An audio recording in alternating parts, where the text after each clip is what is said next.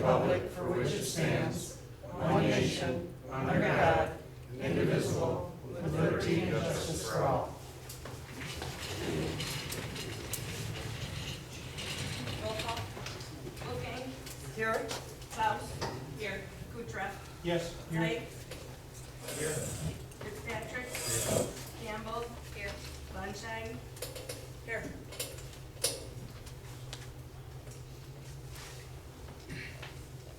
Three, public input. Anybody here from the public? Have anything to say? Hearing none. Approval of the agenda. I have something to add. Oh. Is there room? God, I can't wait. After 11:30? Well, I have, budget amendment for Treasurer's Budget Center on here, but after doing payroll today, we need to make a couple more budget amendments, so. Can we make, Budget amendments then? Yeah, for instead of PD? just treasure. can we change that? X to just general budget amendment, Oh, okay. for general fund budget amendments. So you wanna make a motion? Motion to approve the agenda with change. Support. It's been moved and supported to approve the agenda with the change of item number X. All in favor? Aye. Declaration of conflict of interest. Anybody on the board had any conflict of interest of anything that's on the agenda tonight? No. Okay.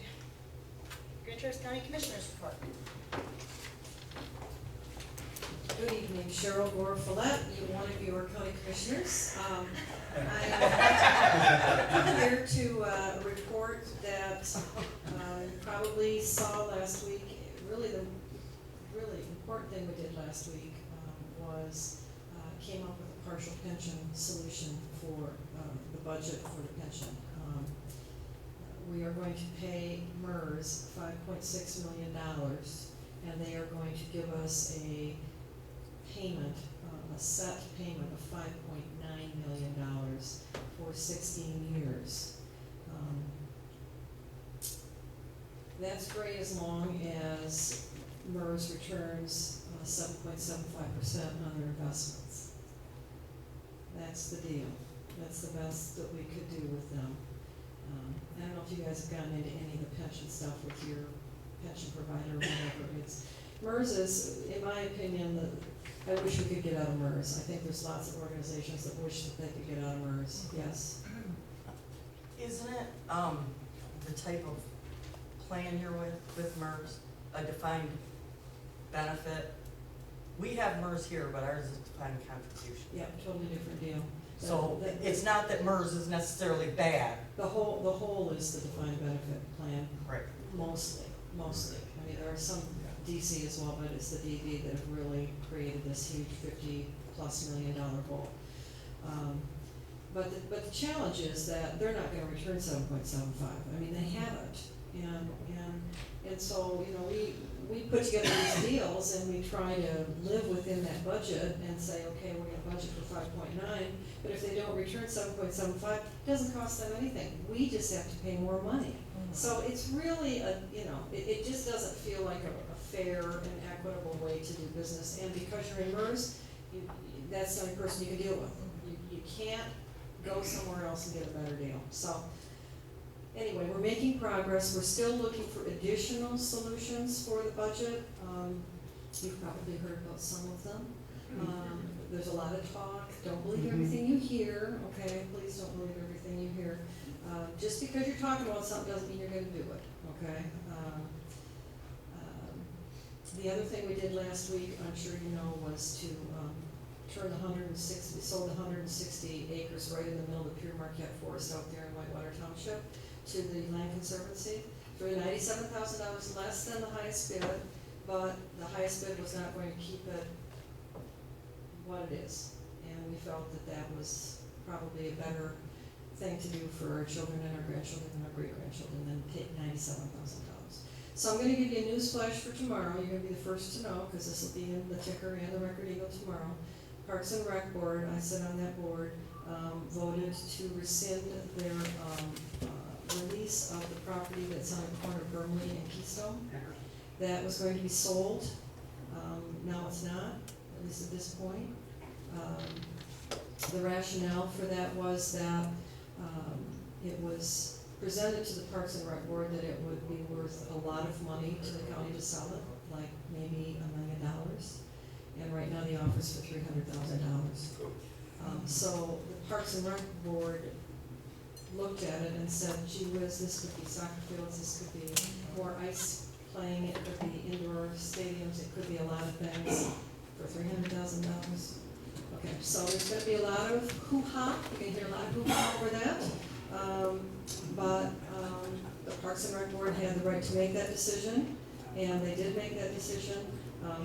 The county commission, if there are 3 commissioners who ask for that to be placed on the agenda, it can be placed on the agenda. And if there is a vote, a majority vote by the county commissioners, they can undo that. Just so you know, procedurally. Gotta Where was have- the lot on 13? That's the city. Oh, That's TCAPs. Yeah, I'm sure they're gonna sell it. I know, I see it go. I know, it's kinda nice The having it parking open. is bad enough there. Yeah, so beyond that, there's, yesterday was the deadline for people to apply to become our new county administrator, so we're very anxious to see the list of people who have applied for that position. We're gonna get a list from our consultant, and I have asked that they be presented to us, anonymously, gender neutral, so we will not know if they're males or females. All we'll know are their credentials, so kind of excited to see how that process works too. So, yeah, it's about time, don't you think? A lot of studies done on decisions being made based on that, so. Any questions, anything you want me to? That property on Keystone and Brimley, Burnley. or Burnley, Yep, excuse me, that's that was right. supposed to be for the baseball field at one time. That's right. That's right, and it's huge soccer fields right now, the T-Bay Soccer rents it from the county. So the point is, if we kept it in park land, we're believing that it will expand and we'll make rent off of that. So we can either make rent off of it or we can take a one-time, There you go. okay? Thanks, you guys, you're doing great Thank work, you. good seeing Thanks, you all. Cheryl. I gotta run.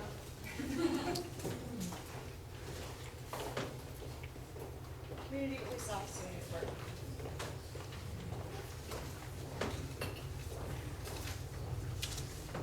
Good evening. Blair Township Community Police Report for the month of May 2017. Township statistics: arrests 24, citations 34, complaints 499, traffic crashes 20. My statistics: arrests 8, citations 16, incidents or complaints 49. I put the first little paragraph here is the April misses. I don't know how I forgot these things, especially the drug take back. I was pretty excited, as was Nicole. So I attached the pictures that I told you I would, and I did that here in the lobby. Obviously, you can see that in the pictures. So that was nice. I thought it was nice for the people of the community. They liked it. There was also on the 22nd of April, a Lincoln Navigator was taken from Hanson Circle, which I don't know if you read our Facebook post, but we recently had some larcenies and break-ins over there. Could be related. It seemed to be just joyriders. In other words, they go in the car looking for something and they say, oh, well, they left the keys in here, let's drive to Sam's house and leave the car. Because the car was found rather quickly in Leelanau. So we'll see what happens there. Usually in car larcenies, the doors are unlocked, but at All Automotive, they called me on May 2nd here, and they had one of their trucks that was somebody who was getting it fixed there, and someone used a pry bar to literally bend the door back. The door was actually damaged and still bent, and they got in there and took the flat screen stereo and some other things that were in the car. I did find a cigarette butt. It was near there. Didn't look like it'd been there all winter, and no one at this shop smoked, so I did collect that and swap for some DNA around, because the person had to take the dashboard off and actually like jam the crankshaft down to get that off, so there were spots where the person had to touch. And I did collect some DNA from a guy on Manorwood, but I'm not sure if that's the right person, so. But all that stuff gets sent to the lab and then we'll see what happens. I just highlighted some May family fights, I called this one, there was four domestics, which seemed like a lot. Maybe it's just that they all required a little bit of work and reports and stuff. As I stated, 3 resulted in warrants or immediate arrest. If they're kind of on the iffy side, not sure what decision we can make at the time, we just send it to the prosecutor's office. But it is a requirement, like I stated at the end, to send all domestic reports if there's a report of domestic physical assault. Even like I said at the end, which is the case in the 4th one here, the female or the male, didn't even call, didn't want anything to do with it. A family member called and reported it. So we still have to do a report, investigate it, send it to the prosecutor's office. And they haven't made a decision on that one, so. So those can take up some time, and like I stated there, one was a felony strangulation, so that can be serious. And that usually takes me to court. So I've been to court on that one once, and now I have it again on Thursday. So they can take up some time. Runaway Jeep, I titled the last one here, on May 23rd, there was a really nice Jeep for sale out on 37, and in the middle of the night it was taken. It was caught on video, but the video was from quite a distance away. I looked at the video, I didn't handle a complaint, but I watched the video. You can't tell anything about who it was or what they looked like, so. But it looks like to be somebody that was a little more sophisticated, because the keys weren't in it, they either, I don't know what happened. I think they call it punching the ignition. Never tried it myself. Yeah. That Jeep has not been found, I don't know if it will be. Wow. Any questions? Comments? Yes. I have, I contacted County Road, and they are gonna go forward with doing a traffic study for Sawyer Road. Okay. Cool. From Vance to Blair Town Hall, we're gonna do the traffic study to try to get that speed limit decreased from 55 to 45. And then from Vance to 31, that portion of Sawyer, being speed limit dropped down 20 mile an hour more, 30 minutes before, 30 minutes after school. I will let you know when they've got the speed study set up, or if you notice it. Sure. If you could please patrol that area. If the traffic continues to travel at 55 miles an hour or more down Sawyer Road, they will not change the speed limit, which seems weird to me. Say that one more time. Yes. If the cars continue to travel at 55 or greater, like they do, because the speed limit is 55, They won't change it? they will not change that. Right. So the key is, correct? Correct. The key is to get people to drive slow, So I gotta drive Slower. slower, huh? than the speed limit. So what better way to get people to drive slower Then than drive the slow speed limit yourself. than to have you in the area? I did sit there for the morning school pickup and the evening, only one, so, and I didn't find any, I think one person was going 60, that was it, Ticket them. but Library. it's kinda hard for me to pull somebody if we're going 5 over, it's kinda like, I get that. yeah. But, yeah, almost everybody was under 55, but 55 seems fast. You know, It's very fast. Yeah. It's very fast. So watch for the little thing there right little across the strips, road. okay. And That's then good from idea. there, the county will review that and then fill out the application to the Michigan State Police. Yeah, numerous people have mentioned that to me over the years, slowing that down. Right. But this is how it happens, so that ball is rolling. Anything else? On that street, you know, 45 to the school, the right after school, right here, right at railroad tracks, and 45. So from the railroad track to 31, you go 55. Correct. You gotta speed up to get the stop sign. Normally, it's like 15 cars in the morning, anybody's getting out.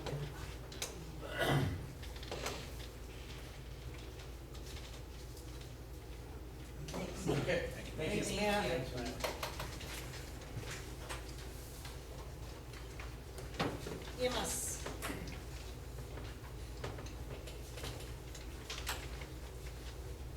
Good evening, Dan O'Brien, Blair Township EMS Director, monthly report. I stated in the last board meeting that I was going to withhold the statistical report this month, so I would be set back so I can give the board full monthly reports. So I do not have a statistical report, but I can say we are in our busy season now. Crews have been real busy. Just last week, the crews had a 14-call shift, all in one shift. They've been working pretty hard. So our summer months are here, and the fudgies are among us. We had a special board meeting, and we are currently in the week that we are changing our billing service provider, getting all their data that they need to make that transition. On top of that, we also have our state annual inspection. So 19 comes up and takes a look at how we're doing things and gives us a naughty list or a nice list, and we're working on both those at the same time. EMS Training Center. There is a process where our staff needs to get a certain amount of CMEs a year to continue to hold their licenses.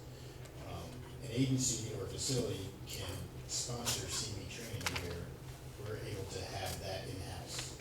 Whereas now, if I want to do training, I have to come up with a lesson plan, submit it to the state reviews it, it has to be more than 30 days, they come out, they approve it, and I have to give that training on that specific date. Or I have to identify other places that our staff can train at usually cost of Blair. This EMS Training Center is going to be minimal to no cost. The cost is mostly labor, which is the startup, but we just work through it. And what that does is essentially has us pre-approved lesson plans. So on any given day, we can give EMS training. The CMEs are pre-approved on an ongoing basis. Once we have that set up, I'm working with Leland Fire Rescue and Buckley, and the three of us want to go ahead and do kind of a little consortium of that. Blair being probably where the training will be. State requires certain things like a library. Library can consist of up to one EMS book is a library. So we have an official library, but the training facility is what is important. So we have to have a certain amount of people or capacity. And this room, you can see, has a screen. We have an overhead. So the plan is to use this as our CME training center here. Obviously, when the board and the township's plans. So we think that that'll go off pretty easy. We'll just take a little work on my part setting up and working with the state, because the state likes to have us do things the right way. Staffing, we've lost 3 staff members, part-time staff members: Kenny Davis, Calvin Dennis, and Matthew Riggs. Matt Riggs, you might recall, was a full-time here at one point. They all left in good standing, on good terms, mostly citing work-life balance. Also increased overtime at their full-time positions. So it's unfortunate.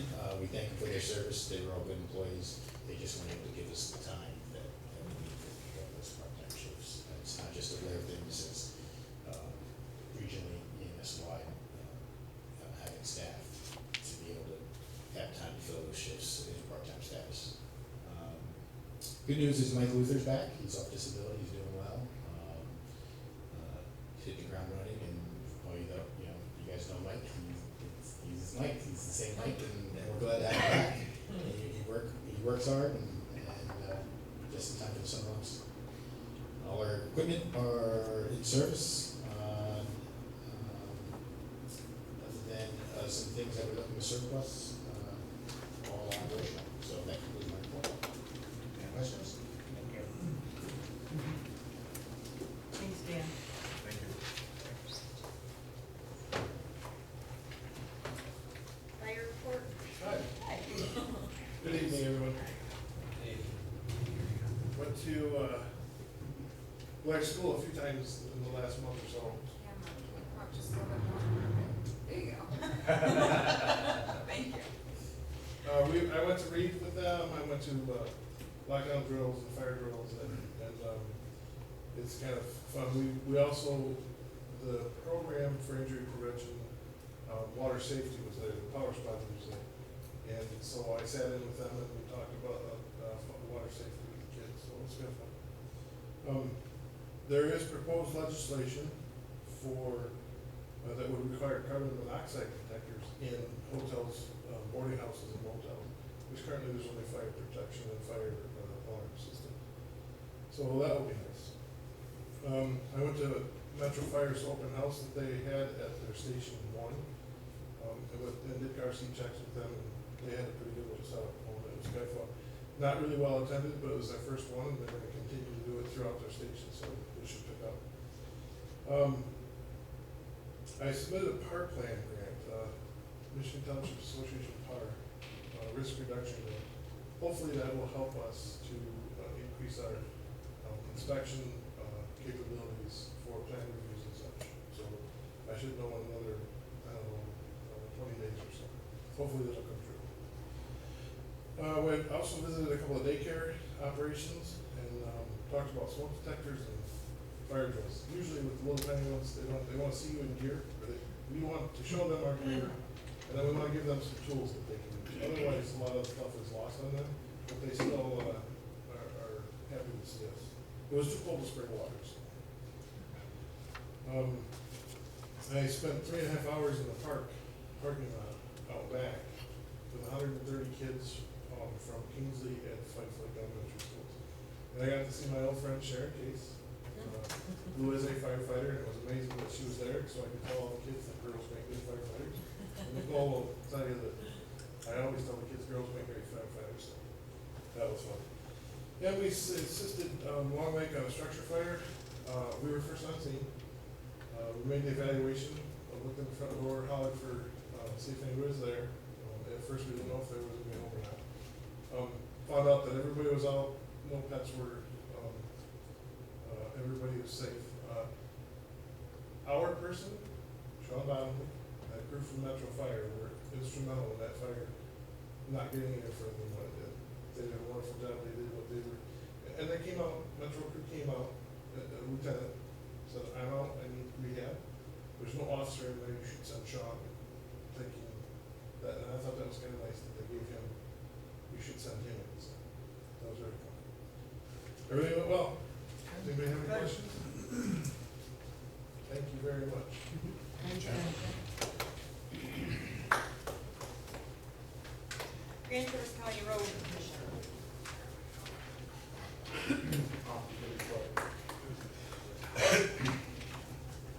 Hi, Andy Mayor, Grand Traverse County Road Commission, Grand Traverse County Parks and Rec as well. I'd like to touch on what Commissioner Gorfulet said. I was going to make a motion because it was ridiculous to consider selling 20 acres of prime real estate for $340,000 to $350,000 because it's zoned recreation. All they gotta do is get it rezoned to commercial, and now it's a mill and a half. So there's no way I could see and go to bed at night knowing I didn't do something to try to make that road be available for T-base, soccer, softball. There's some different organizations that are looking at using that possibly for a year-round indoor recreational facility through a nonprofit. If we sell that property, there's nothing that we can put in there to restrict the light. What's right up above that hill? The observatory. So I was concerned about that. If somebody bought that, got it rezoned to be commercial, they could put something in there that could interfere with the ability for the observatory. So one of the things I'm hoping we can do is look at maybe selling the air rights to NMC for a long period of time where they can restrict light pollution if it does get sold. And we might get some money for the pension that way. Also want to look at what the taxable, if that was to be sold and become commercial, what would the taxable rate be? So when we're talking to P-base or some of these other groups, maybe we need to look at getting that as a revenue for the county because they need the money. There's no doubt about it. I mean, $50 million in pension obligation is ridiculously high. I'm glad they're doing some things to try to fix that. Lots of good things going on at Parks and Rec. We will not be selling Power Island. We can't. It doesn't belong to the county, it belongs to the federal government. Has since 1975. They've leased it to Grand Traverse County for some nominal amount of money to use as parks and recreational facility. So it's not something we can sell. A lot of these properties are finding out you can't sell. There's too many ties to them. So that's kind of a good thing, it's kind of a bad thing. If we're not using the properties for anything other than just to sit there, and maybe we need to get back on a tax roll if that's possible. That's something that's, and there's plans long-term for them. All right, now we're going to Traverse County Road Commission. Natural beauty roads seem to be a thing that's going on out in Peninsula Township right now. They want to try to save their trees. Can't blame them, trees are great things, we need them. However, there are also safety issues on the side of roads. When a car hits a tree at 55, 60 miles an hour, bad things happen, and that happens to the vehicle. Safety is our number one concern. Protection of the roads is our number two concern. And of course, you know, financially being viewed, keeping our finances in order and other things. So we were gonna have a hearing June 20th on a natural beauty road on Bluff Road. We have postponed that to have a hearing on even what exactly a natural beauty road is, what it entails, what it can entail. We're gonna try to set up a policy on how a natural beauty road gets set up and what that means if it funds it, because it's not cheap. You gotta send notice to everybody several times. You gotta have public hearings at the area where the road is. So we have to have the public hearing in Peninsula Township as close to Bluff Road as we can. We can't have it at the road commission because it could be exclusionary for people who live on the road and for some reason are unable to make it to our office. So there's a whole lot of things we're learning about the natural beauty roads that we didn't know and they didn't know, and I think they're gonna be in for a shock. Like, you can't mow your lawn near the road because it's not natural beauty. If you own a piece of property, you were gonna build your vacation or your retirement home on it, you can't. It's a vacant piece of property, it's gotta stay vacant if it's on a natural beauty road because it takes away from the natural beauty of the area. You can have no, non-native plants. No dandelions, those aren't native. You can't use fertilizer, because that's dangerous to the environment. And there's a lot of things that they didn't realize. Oh, and we can still cut the trees.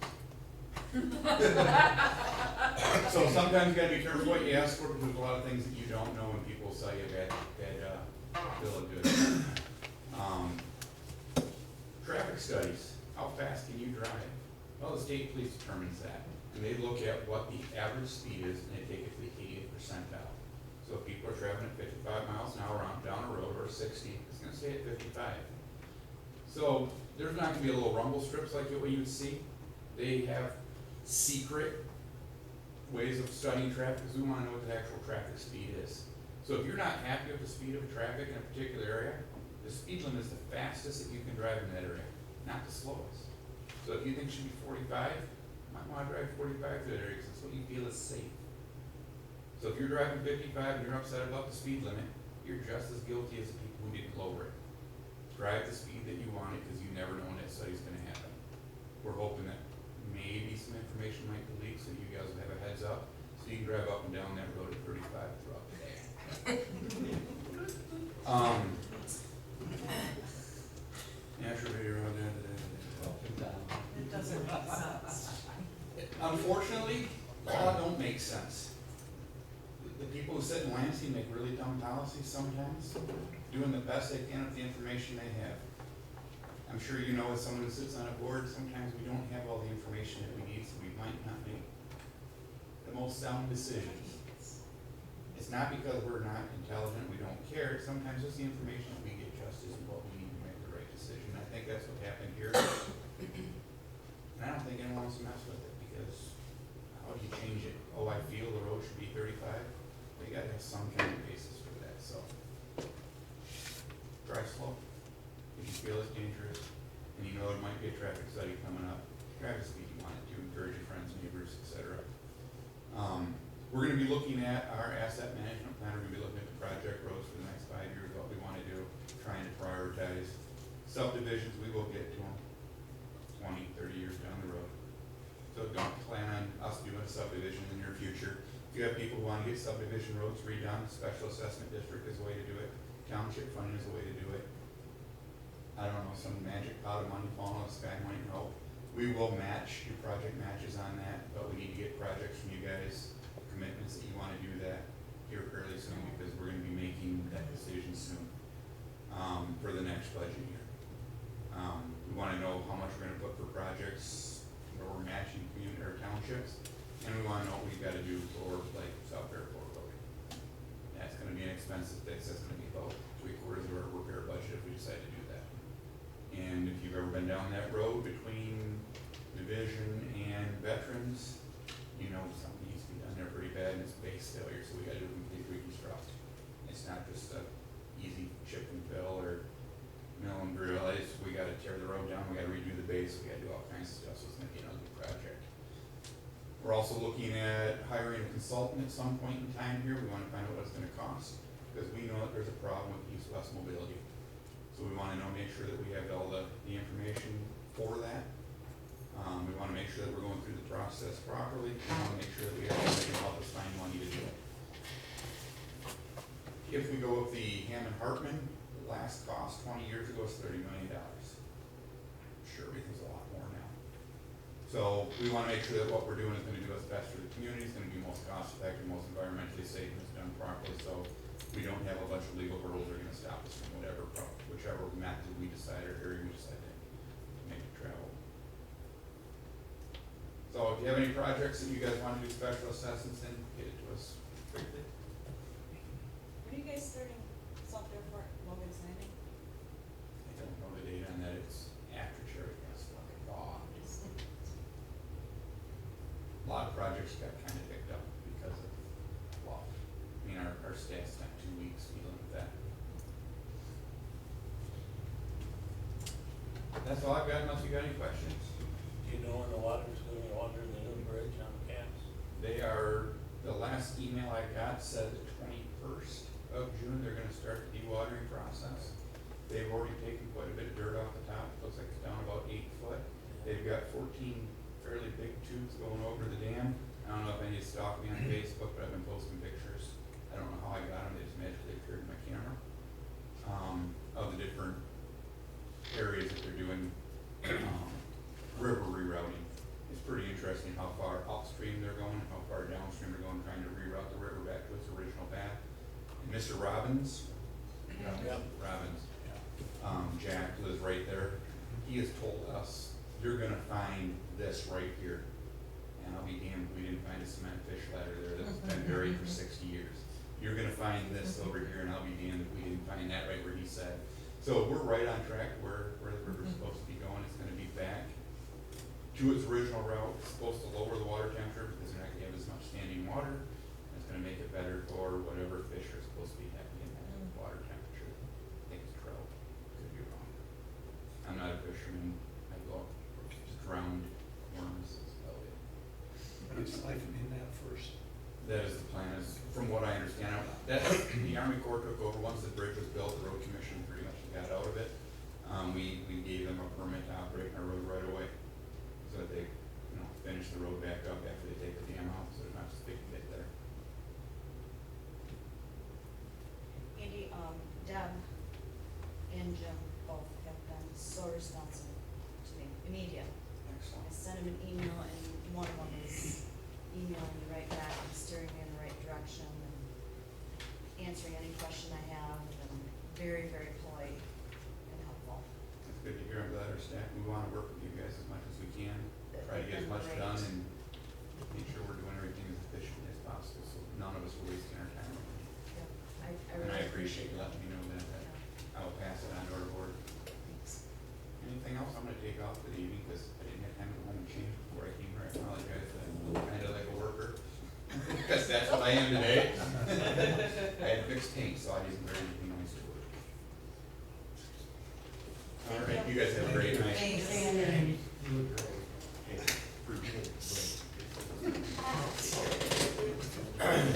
Announcements, correspondence.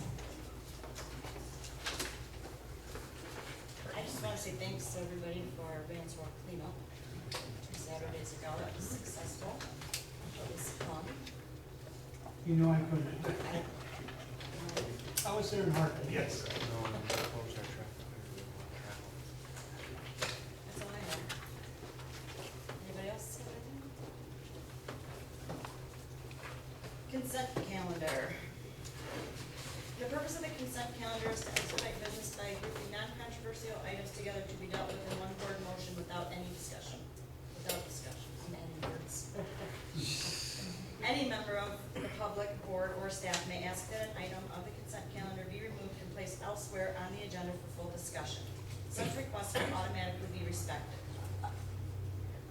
Does anybody wish to have anything? Can we get a supervisor's Oh. report? No, just my emails and what's in the packet. Okay, good, that's what I need. Any member of the public, anybody? Motion to approve the consent calendar as presented. Okay. It's been moved and seconded to approve the consent calendar as presented. All in favor? Aye. Any opposed?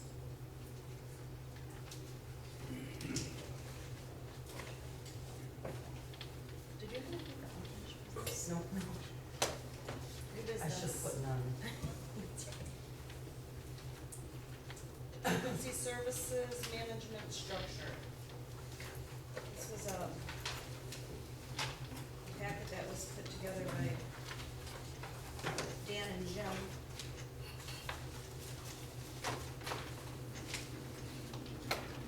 Oh, You wanna do Do the you water want- and sewer thing?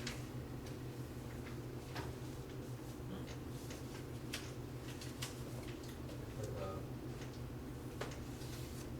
water sewer report about the data. we already passed it. Okay. We could have pulled it. Can we do it? Well, I mean, we I have don't to word see it, so why. it's- I mean, That's fine. Are you guys okay with we that? approved it. Yeah. If you want, we're not gonna be making any motions, right? No, you just wanted me to explain about the SCADA program. Okay. Yes. Yes, please. I Yeah, also wore my best outfit today. great, you look awesome. Yeah, cutting grass and at the lift station, I was wearing my best clothes. Thank you. I talked to Nicole about, getting the SCADA, and I put in some time reports, getting a program so we don't have to switch that valve manually every day. Oh, And right. constantly monitor our set points.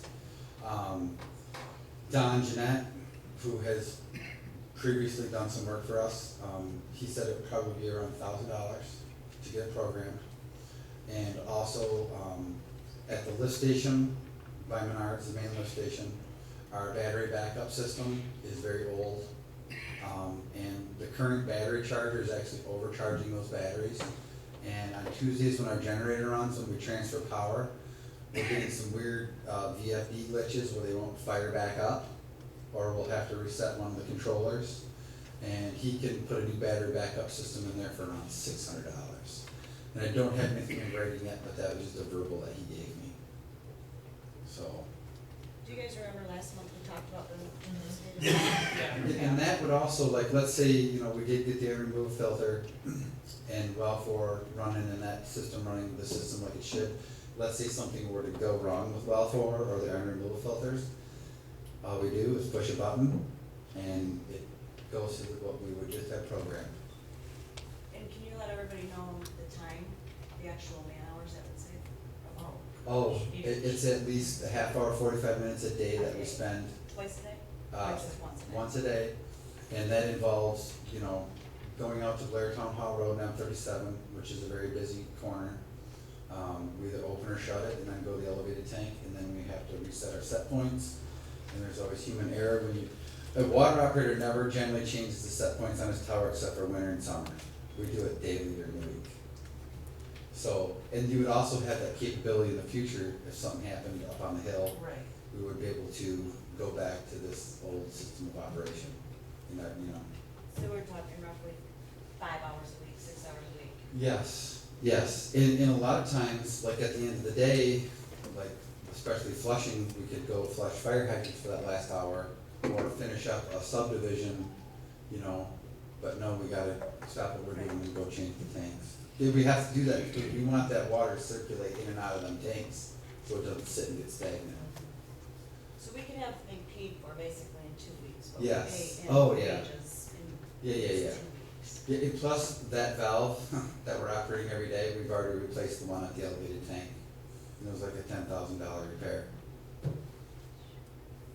So, I talked to Lisa today about the difference between her usage and your usage, being 5 million gallons.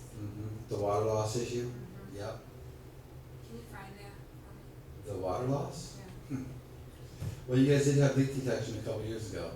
But we're still 5 million. Yeah. How'd that well? My opinion on that is, I'm not gonna say there's not some kind of water leaking out there, but 5 million gallons would eventually surface. This has been going on for years since we got these new meters and as they've aged. If an iPro meter is not perfectly level, it does not read accurately, and the older they get, the more buildup they get on those little magnets, the more inaccuracies they have. And the same thing with the PMM brass meters that they replaced, like, what was it, 10 or 9 years ago, 7 years ago? And I did tests filling 55 gallon barrels, and high flows and low flows were fairly inaccurate on those meters. And we kinda went over that. That's a leak, he's on those meters. Yeah, well, we battle on that one, so But if it was that amount of leaking water, the road somewhere would be. Somewhere. 5 million gallons a month. It changes, it goes from 17% to 40%. You know, That'd be an obvious leak. but, I mean, it's changing, it's not consistent. So, and I think more with people irrigating, it's not picking up that high usage. I don't think it picks up a lot of toilet leaks, the old meters. I've tested it in the back. So, any questions? And I wanna thank you and you guys for listening and asking questions and being interested in what we do. Thank you. Thank you. Thanks, Patrick.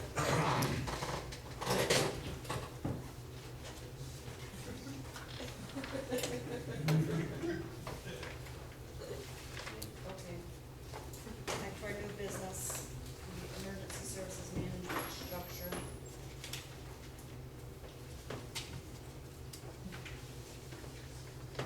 Guess if you guys want, I'll just have Dan and Jim come up.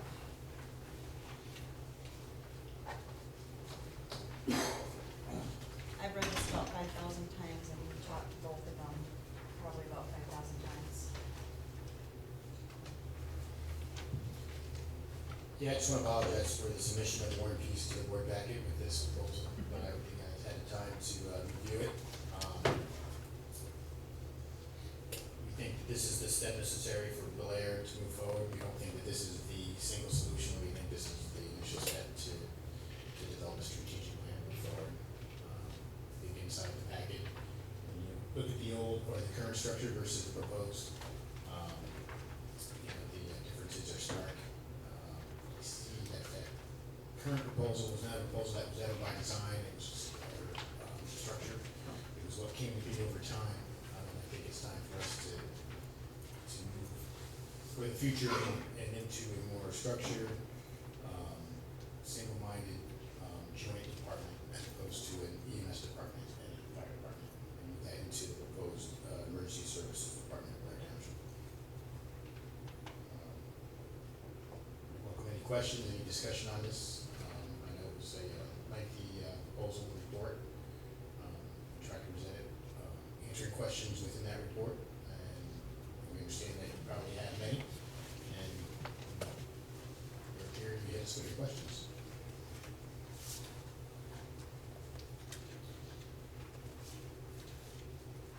Well, I talked to you earlier, so this is pretty impressive stuff. I don't know how the rest of you feel, but it was very well put together, and to me, it makes a lot of sense.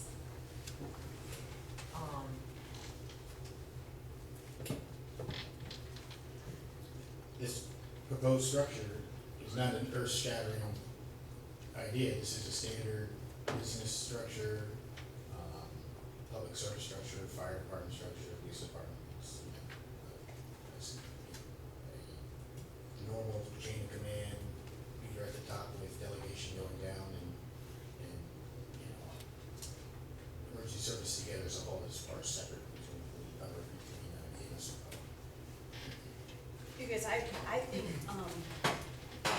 when I read this, the first time I read this, I immediately thought about the report that the consultant over in Green Lake Township did when Green Lake pulled out of rural fire a couple months ago.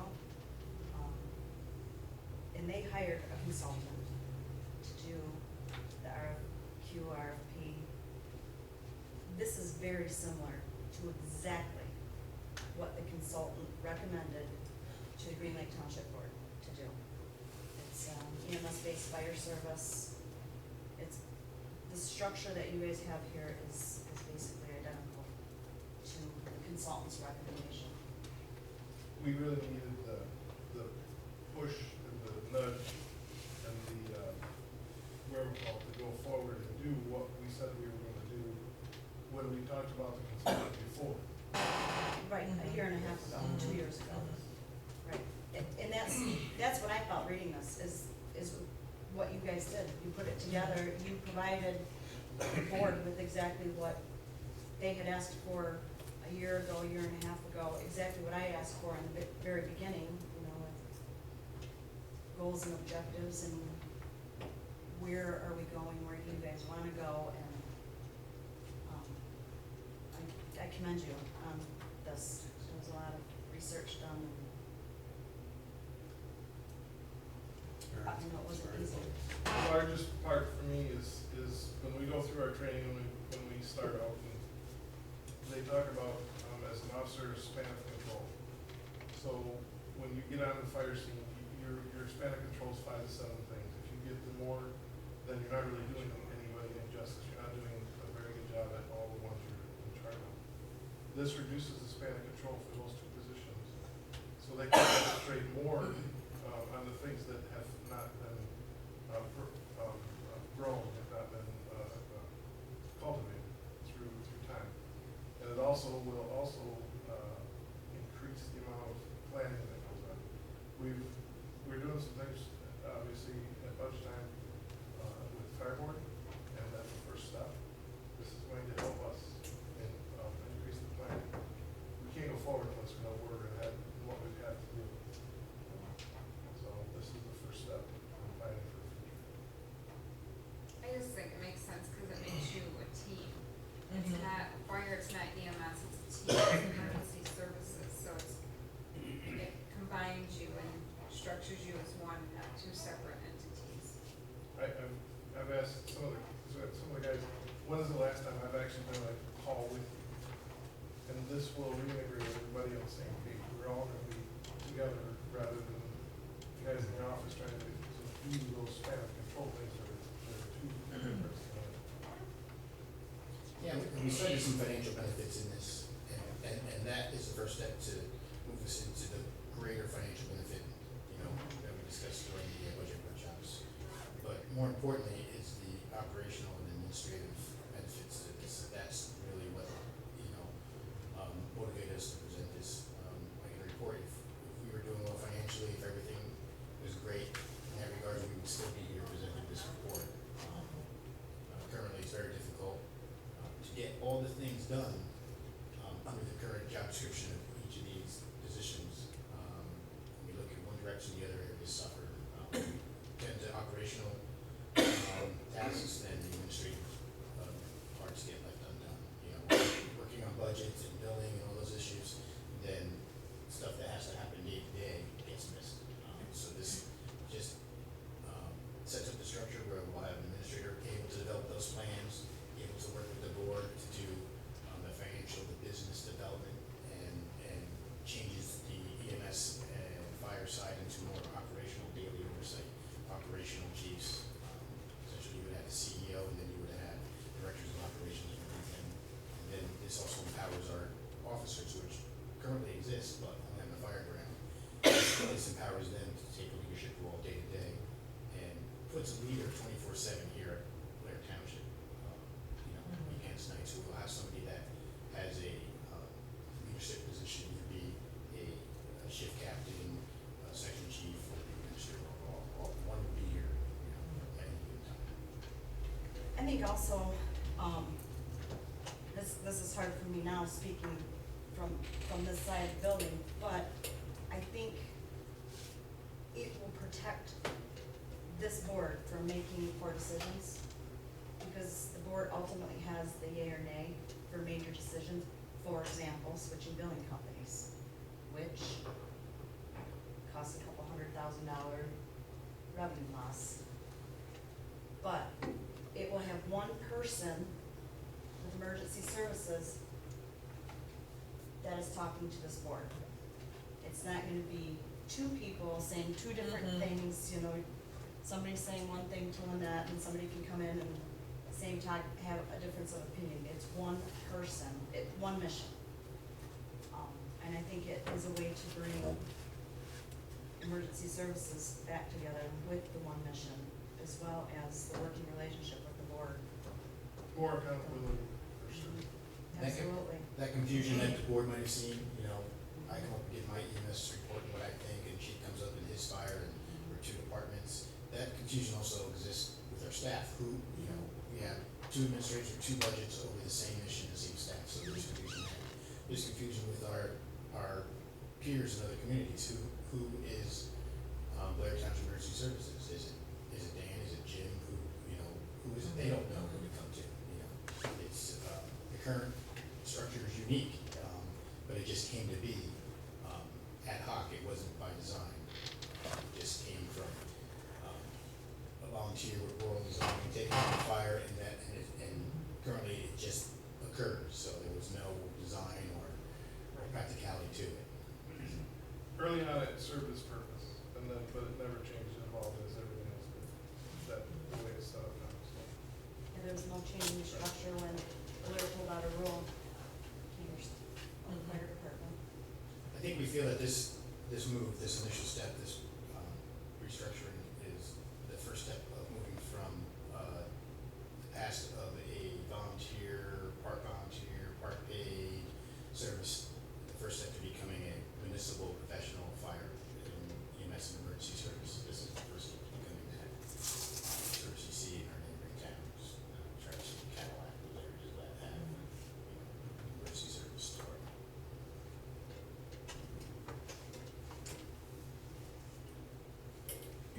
Questions? There's a lot in there.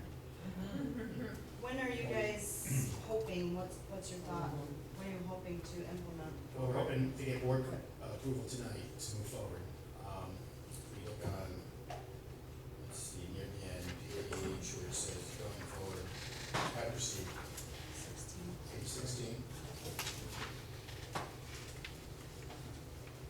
The township board approval, of course, legal counsel on this to see, what our attorney, opinion on. From there, with the permission, and maybe that permission tonight, to start seeking, filling the positions of, emergency service director and the two section chiefs. We're hoping, we feel that talent, exists within the department currently. With that said, we have to identify the personnel to fill those positions. This board is gonna have to approve those appointments, and of course, the, discussion of salaries for those positions as well. There may be some discussion with the, collective bargaining agreement with the union. We feel that there will be much. We have been talking with, the union president here on a lot of these topics, just trying to circumvent any, calls with the union, and we think we've done that. We're hoping that with the board approval of actually looking to fill at least the emergency service director position, we can post that starting, your approval, of this transition. So, if I might put a target date between today and August 1st, that would be, what we would strive to make that change.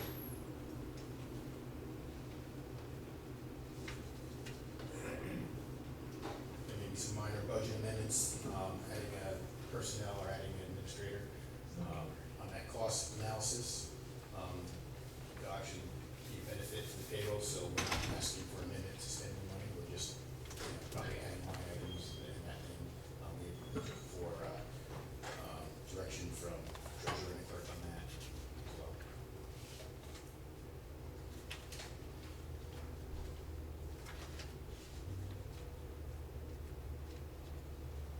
Well, I'll make a motion to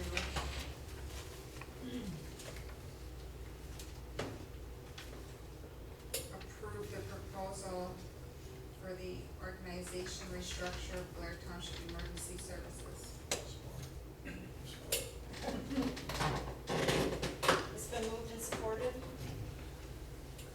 actually, I'll repeat your motion. There's been a motion and support to move forward, just read this, with the recommendation proposal of the organizational restructure of Blair Township Emergency Services. Any further discussion?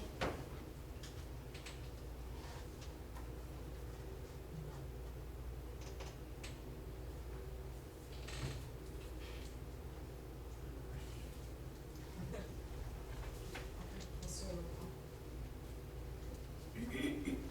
Fitzpatrick, Yes. Sights, Yes. Kutra, Yes. Campbell, Yes. Sunshine, Yes. Wolfgang, Yes. and Club. Yes. Thank you. Thank you. One more item, did we, with that initial, have approval, we also do, while we're here, wanna get the board's approval to initiate, these positions or looking for the personnel? I just have a question. I think it said in here, do you already have a job description for this position? Sort of, it's in this packet, but we have to put it in proper form. Because we should have a job description before we, put an ad. We would be using, page 11, that Director of Emergency Services with the bullets underneath, that will be the, that job description. But prior to the proposal being approved, we haven't fully developed that. Well, I think, in the past, job descriptions are approved by the board. So it would be our July meeting that we would approve a job description, Yeah. probably. We got a special meeting in 2 weeks. We'll have it right.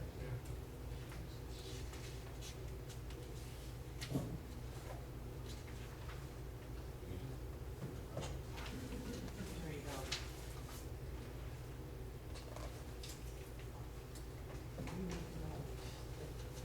Job description. Thank you. for one Thank you. special meeting.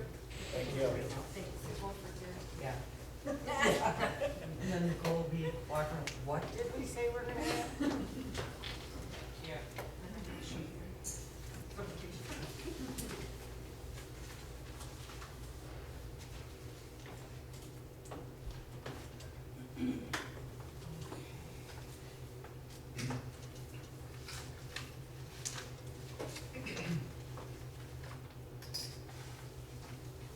Gotta get out on my adoptions.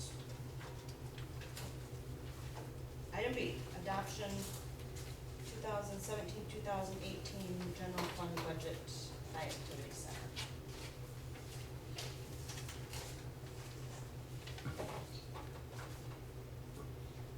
I will make a motion to adopt the 2017-2018 general fund budget by activity center. Support. It's been moved and supported to adopt the 2017-2018 general fund budgeted by activity center.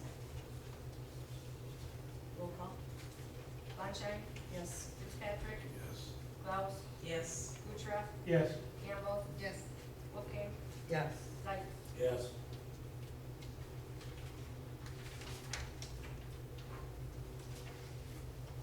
Adoption of 2017-2018 EMS fund budgeted by activity center, budget by activity center. Motion to adopt the 2017-2018 EMS fund budget by activity center. Support. It's been moved Nothing and new about supported that. for the adoption of the 2017-2018 EMS fund budget by activity center. Roll call when you're ready. Klaus, Yes. Campbell, Yes. Wolfgang, Yes. Fitzpatrick, Yes. Kutra, Yes. Sunshine, Yes. Sights. Yes. B, adoption of 2017-2018 fire police fund budget by activity center. I'll make the motion of adoption of 2017-2018 fire police fund budget by activity center. Support. It's been moved and supported for the adoption of 2017-2018 fire police fund budget by activity center. Kuchera, Yes. Klaus, Yes. Wolfgang, Yes. Wagenscheid, Yes. Campbell, Yes. Zeiss, Yes. Fitzpatrick. Yes. E, adoption of 2017-2018 liquor fund budget by activity center. Motion to adopt the 2017-2018 liquor fund budget by activity center. Support. It's been moved and supported for the adoption of the 2017-2018 liquor fund budget by activity center. Fitzpatrick, Yes. Zeiss, Yes. Campbell, Yes. Wagenscheid, Yes. Wolfgang, Yes. Klaus, Yes. and Kuchera. Yes. Adoption of 2017-2018 milfoil fund budget by activity center. Can I say something? Yes. I hadn't filled these in previously, I should have done it after we talked about the milfoil, but I couldn't. So, the actual milfoil budget, revenues is going to be 0. Expenditures, we talked 5,000. So our projected year end, that is page 15. The projected year end will be 8,779. It's actually more than that because we don't have the total figures for the final figures for 16-17.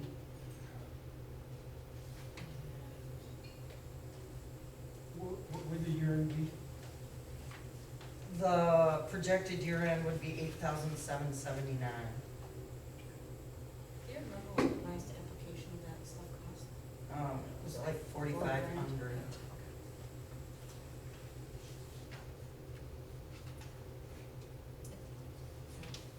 Was there a motion to support that? Oh, No. no, not yet. No. Motion to adopt the 2017-2018 milfoil fund budget by activity center. Support. It's been moved and supported for the adoption of the 2017-2018 milfoil fund budget by activity center. Wolfgang, Yes. Klaus, Yes. Kuchera, Yes. Fitzpatrick, Yes. Zeiss, Yes. Campbell, Yes. Wagenscheid. Yes. Item G, adoption of 2017-2018 Metro Act fund budget by activity center. Motion to adopt the 2017-2018 Metro Act funds budget by activity center. It's been moved, it's been moved and supported for the adoption of the 2017-2018 Metro Act fund budget by activity center. Campbell, Yes. Zeiss, Yes. Fitzpatrick, Yes. Kuchera, Yes. Klaus, Yes. Wolfgang, Yes. Wagenscheid, Yes. Item H, adoption of the 2017-2018 water fund budget by activity center. Make a motion to adopt 2017-2018 water fund budget by activity center. Support. And thanks everybody for working hard with the water and the sewer Oh, yeah. fund and the cuts that we had to do. Works out. It's been moved and supported to adopt the 2017-2018 water fund budget by activity center. Kuchera, Yes. Fitzpatrick, Yes. Klaus, Yes. Zeiss, Yes. Campbell, Yes. Wagenscheid, Yes. Wolfgang, Yes. Item I, adoption of the 2017-2018 sewer fund budget by activity center. Motion to adopt the 2017-2018 sewer fund budget by activity center. Support. It's been moved and supported for the adoption of 2017-2018 sewer fund budget by activity center. Fitzpatrick, Yes. Zeiss, Yes. Campbell, Yes. Wagenscheid, Yes. Kuchera, Yes. Klaus, Yes. Wolfgang, Yes.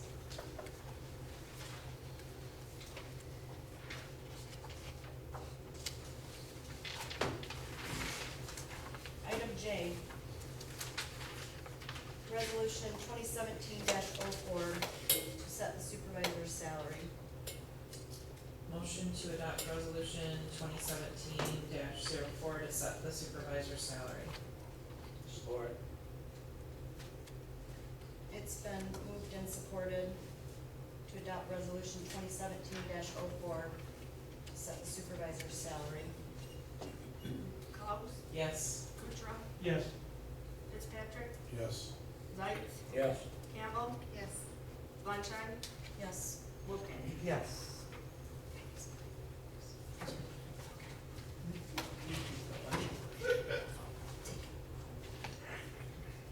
Item K, resolution 2017-05 to set clerk salary. I make a motion to approve resolution numbers 2017-05, set yourself. Support. It's been moved and supported to set resolution 2017-05 to set the clerk's salary. Sunshine, Yes. Wolfgang, Yes. Klaus, Yes. Kuchera, Yes. Fitzpatrick, Yes. Zeiss, Yes. Campbell. Yes.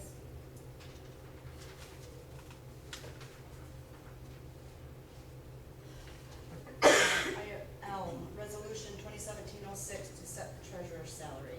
I make a motion to approve resolution 2017-06 to set the treasurer's salary. Support.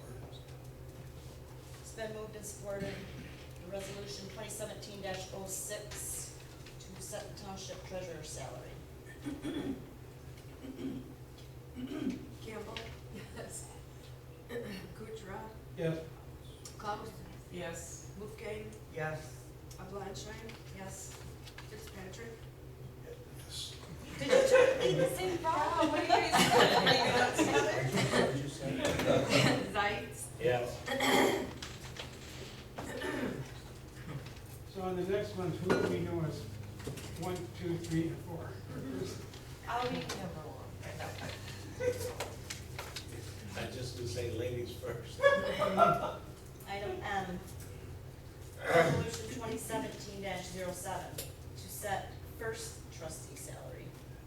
Motion to adopt resolution 2017-07 to set the first trustee's salary. Support. So you mean motion for you, huh?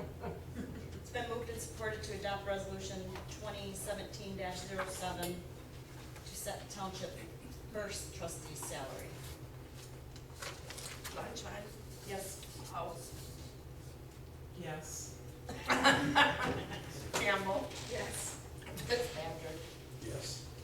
Kuchera, Yes. Wolfgang, Yes. Zeiss. Yes.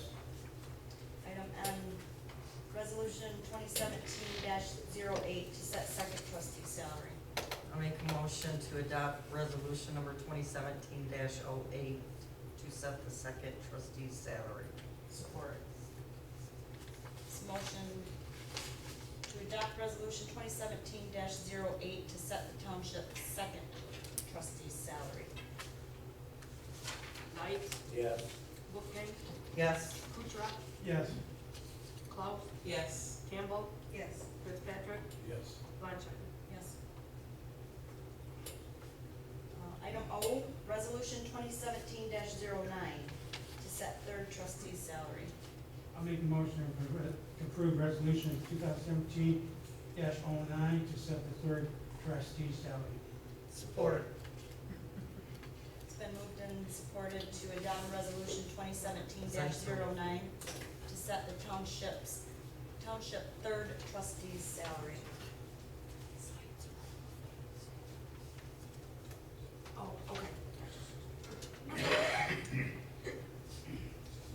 Wolfgang, Yes. Sunshine, Yes. Klaus, Yes. Kuchera, Yes. Fitzpatrick, Yes.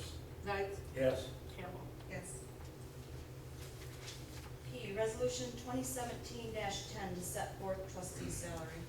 Make a motion to approve resolution numbers 2017-10 to set forth trustee's salary. Support. It's been moved and supported to adopt resolution 2017-10 to set township's fourth trustee's salary. Campbell, Yes. Klaus, Yes. Fitzpatrick, Yes.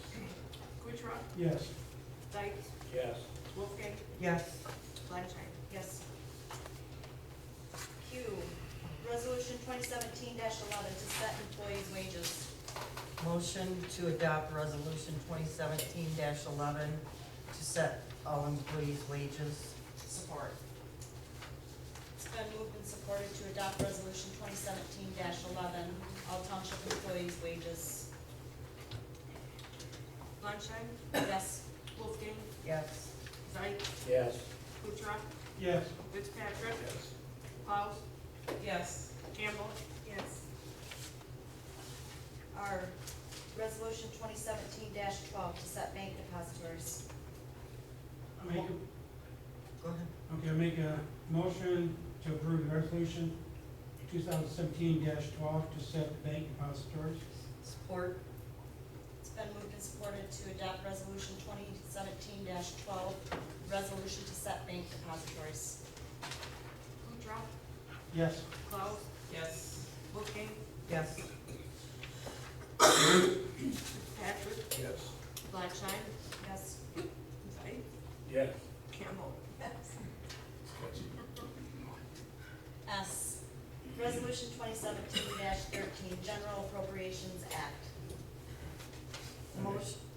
Motion to adopt resolution 2017-13, general appropriations act. Support. It's been moved and supported to adopt resolution 2017-13, general appropriations act resolution. Zites, Yes. Fitzpatrick, Yes. Campbell, Yes. Blanchard, Yes. Wolfgang, Yes. Klaus, Yes. Kuchera. Yes. Item T, resolution 2017-14, to set cemetery prices and fees. Make a motion to approve resolution 2017-14 to set cemetery prices and fees. Support. It's been moved and supported to adopt resolution 2017-14, resolution to set township cemetery prices and fees. Wolfgang, Yes. Klaus, Yes. Kuchera, Yes. Blanchard, Yes. Zites, Yes. Campbell, Yes. Fitzpatrick, Yes. U, resolution 2017-15, to adopt schedule of meetings for fiscal year 2017-2018. Motion to adopt resolution 2017-15, setting the meeting schedule for fiscal year 2017-2018. Support. who said that? Dennis. Got it.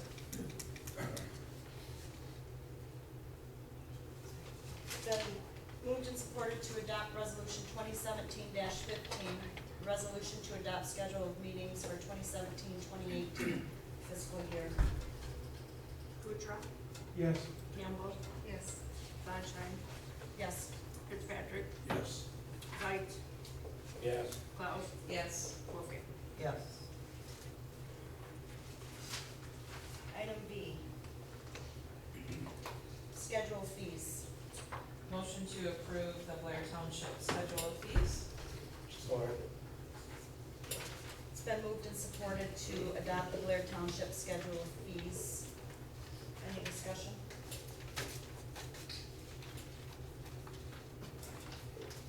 Hearing none, roll call when you're ready, Jane. Wolfgang, Yes. Kuchera, Yes. Fitzpatrick, Yes. Blanchard, Yes.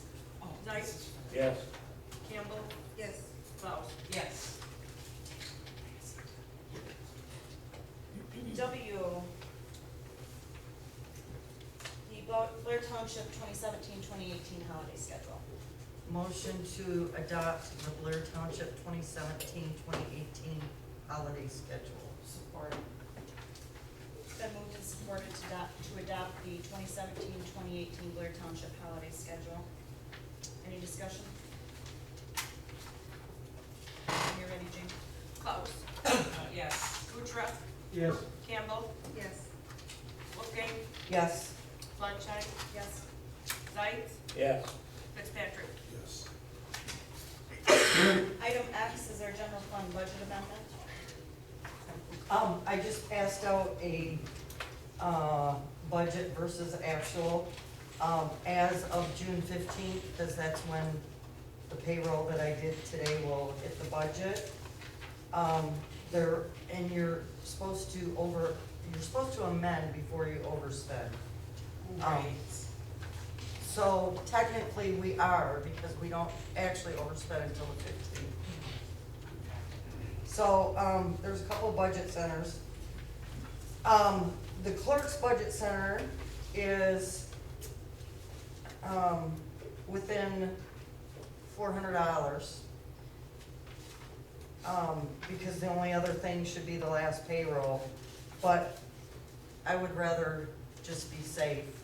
I don't wanna get a bad mark on the audit saying I'm over my budget. Right. The supervisor's budget center is, gonna be over by the time I do the next payroll by about $30. I'm sorry. The first one, the clerk's, was on page 3. The supervisor's on page 5. Here it is. I highlighted it. Yep. Yeah, thank I'm you. talking about it. Thanks. Page 6, I wanna explain, cause township board looks like it's $18,000 over budget, but that is with Lisa's wages in here. At the end of the year, I do a check, half out of water, half out of sewer, to pay the general fund back for Lisa's wages. So that'll wipe out that. It's not really over budget. Right. And then the treasurer, budget center, is already over at this point. So my original recommendation was a $2,500, budget amendment from contingency to, treasurer's budget center. I think we're gonna need a little more than that. So, I guess I would recommend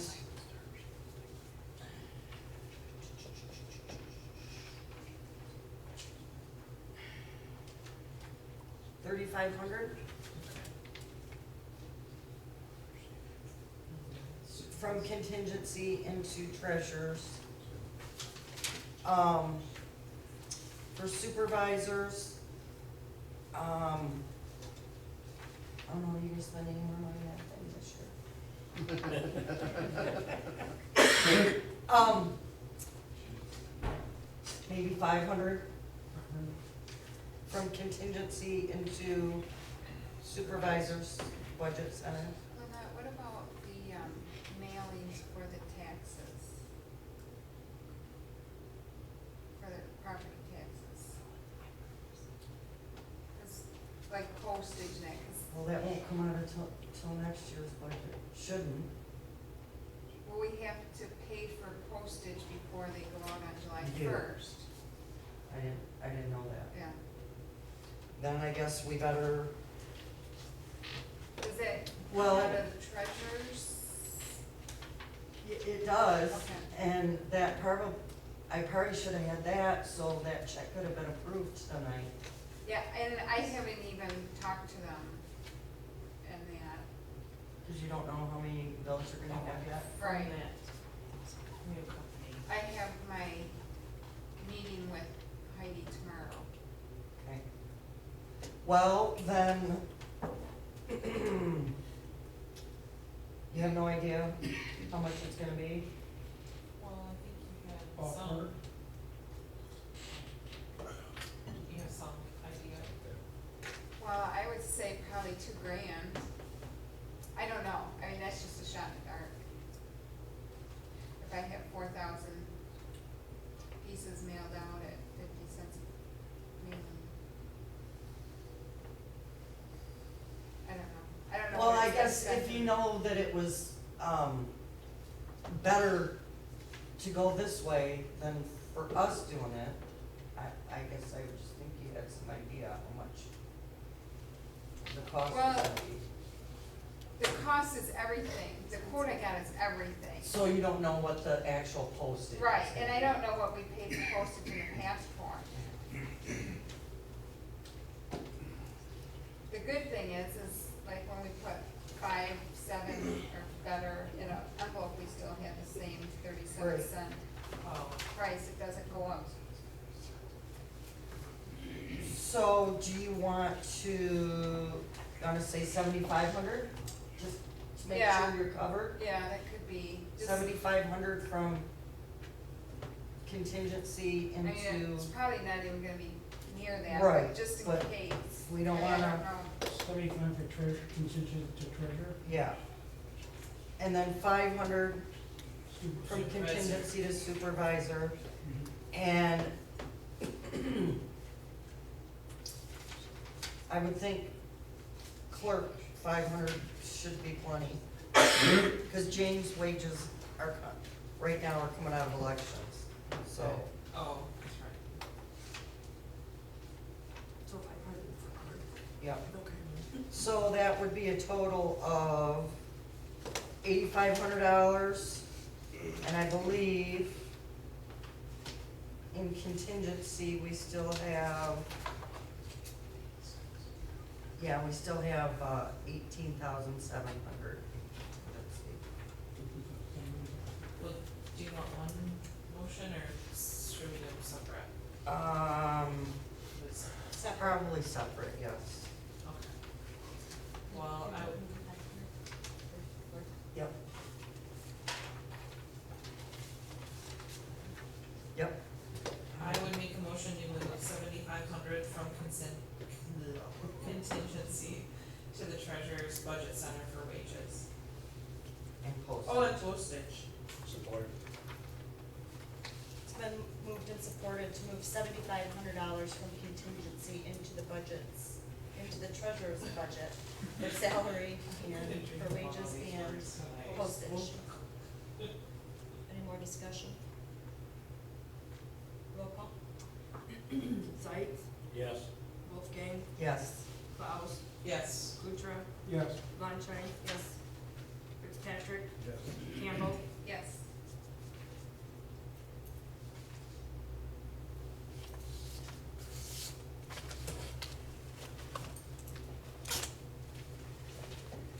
yep, Motion to move $500 from contingency to the supervisor's budget center.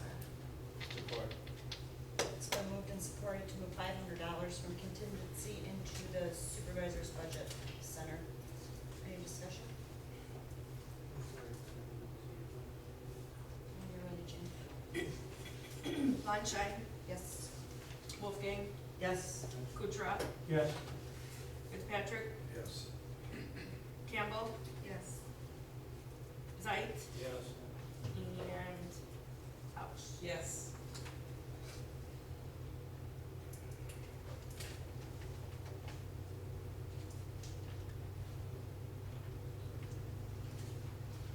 Motion to move $500 from contingency to the clerk's budget center.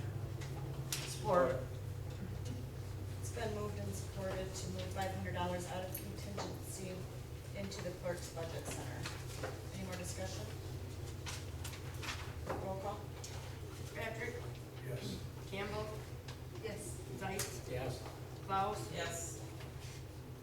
Bonchai, Yes. Wolfgang, yes, Kutra. yes,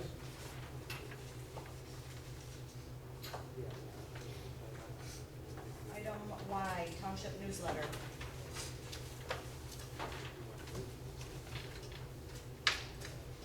I like this, I definitely like the color copy Well, better. you don't like the black and white copy with the rip?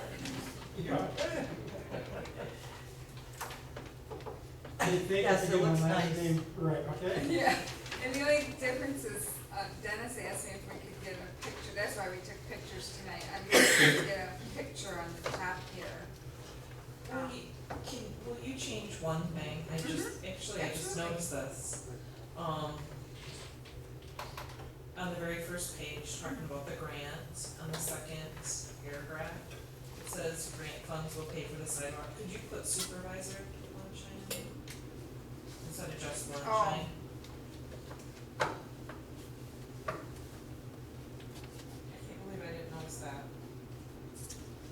They probably wrote it, they probably. That was, from yeah, the that was from the paper. Yeah. That was recopy and pasting. Good catch, Stacy. Motion to approve, the Blair Township Summer 2017 newsletter Support. in color. In color? Living color? This one. Instead of in bed. Like, Yeah. It was like, what did I say, like $300 more for them to do it in color than black and white? What's worth it, yeah. Yeah, it's worth it, I think. With our picture on the front? Okay, alright, You still support it? It's been moved and supported this one time to accept the Blair Township Summer 2017 newsletter with that correction in color With the picture. with the picture. Let's do a roll call.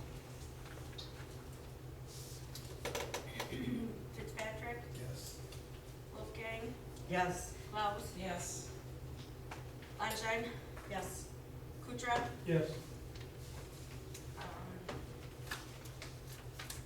Zeiss, Yes. Campbell, Yes.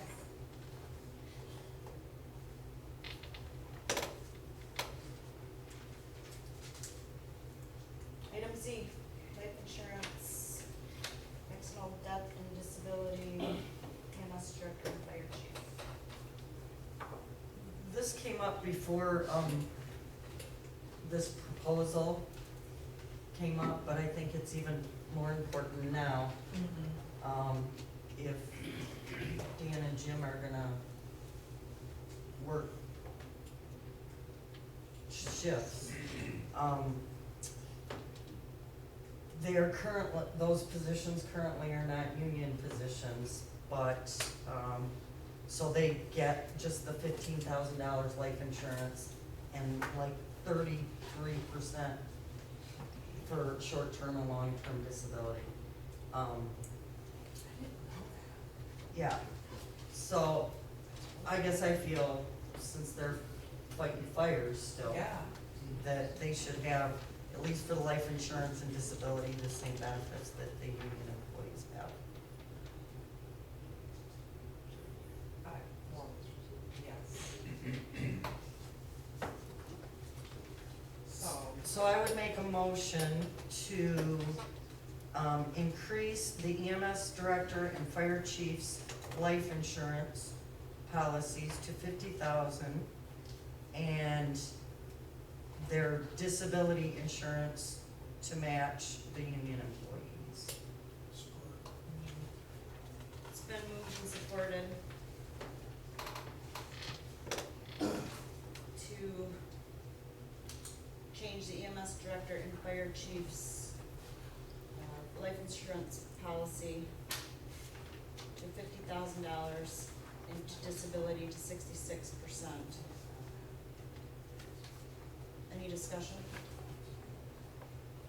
I'm curious, I feel bad that I didn't even know that's really low. Well, they're not union employees, they're Right. township employees, so they Right. get the same as But, the other full-time township employees. do the full-time fire and EMS employees over there have to pay anything for their disability insurance? Nothing?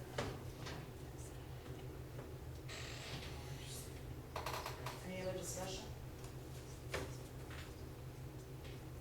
Roll call? Fitzpatrick, Yes. Wolfgang, Yes, Kutra, Yes. Campbell, Yes. Klaus, yes. Einstein, Yes. Zeiss. Yes.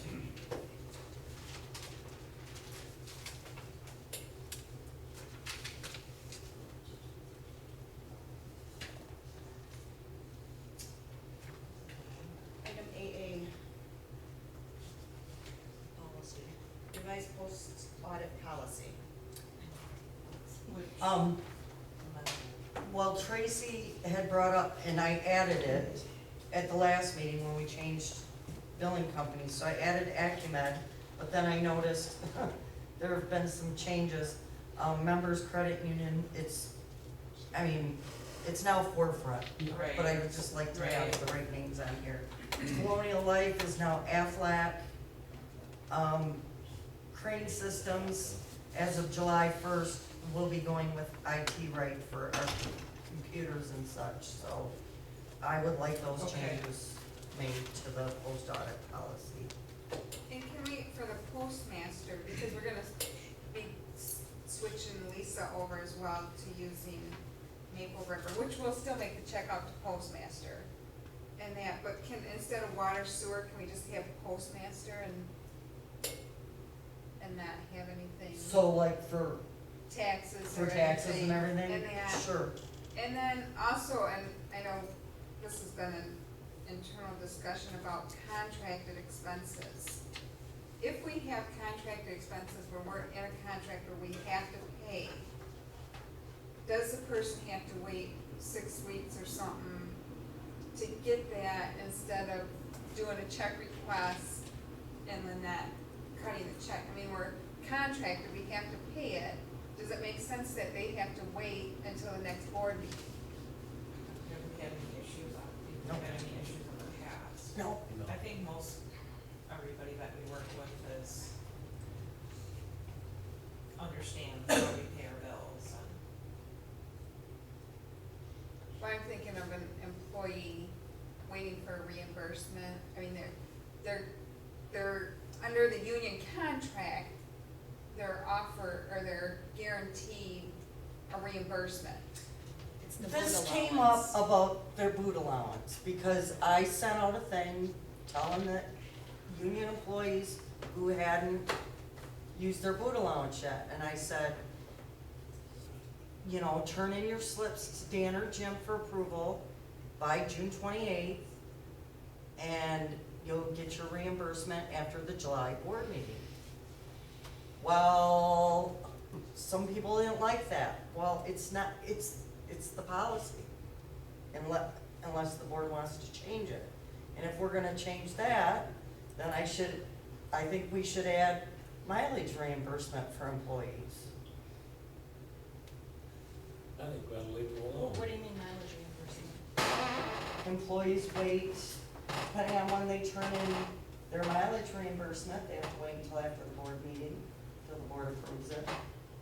Well, so you have the boot allowance, you buy your boots, you bring in what do you fill out, is there a form that you fill out? No, they No, give just their give the receipt.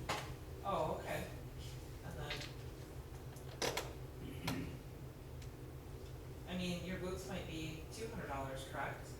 That's not Right? the point. I mean, you're still gonna get your. It's just that it's $100 reimbursement to them, it's in the union contract, they can spend up to $100. Right, It's just that waiting period. Somebody wants their money now.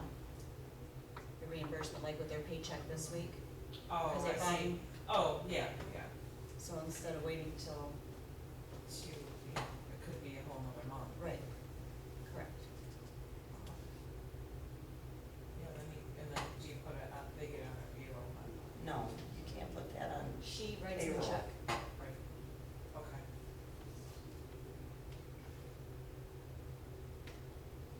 Okay, got it, If I put it on payroll, they take Social Security and Medicare out.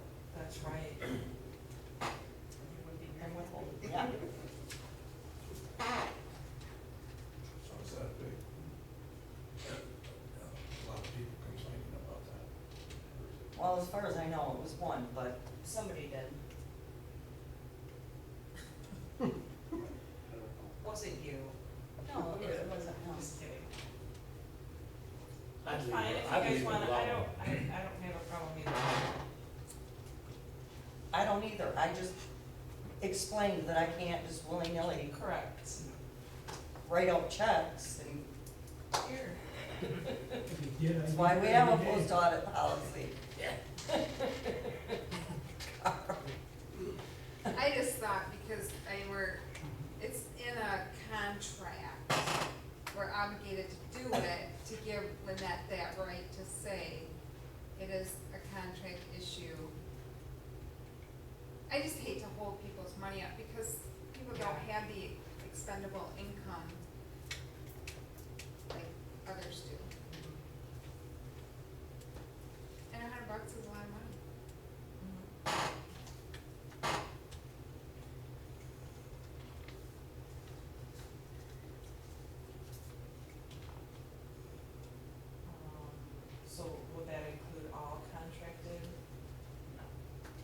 this is a contractual, this is in the employee contract, the union Okay. contract. They get their money, it's just like. I don't, Yeah. I don't think you would, I don't think your motion would have to be, I think your motion would be to add And union employees Boot boot reimbursement, boot allowance, okay, and employees mileage if you so wished, okay. mileage reimbursement.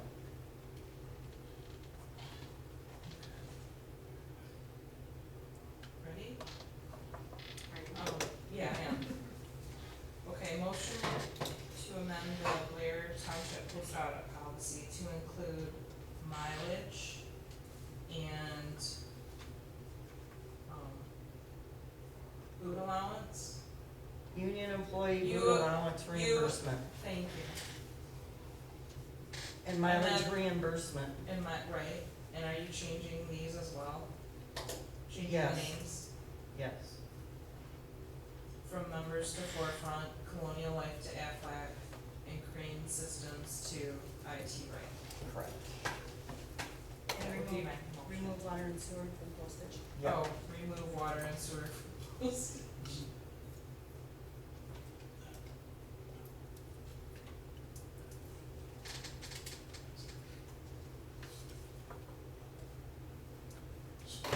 Thank you. It's been moved and supported to revise the Blair Township Post Audit Policy, policy 2014-02, to include employee mileage reimbursement, union employee boot allowance, members credit union to Forefront, Colonial Life to Aflac, Crane Systems to IT Right, and remove water and sewer out of the postmaster.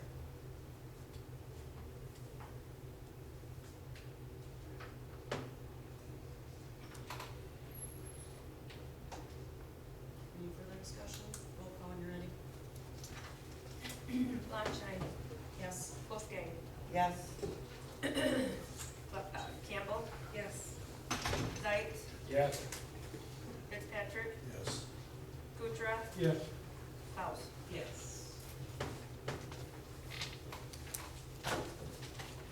BB, MTA Principles of Governance.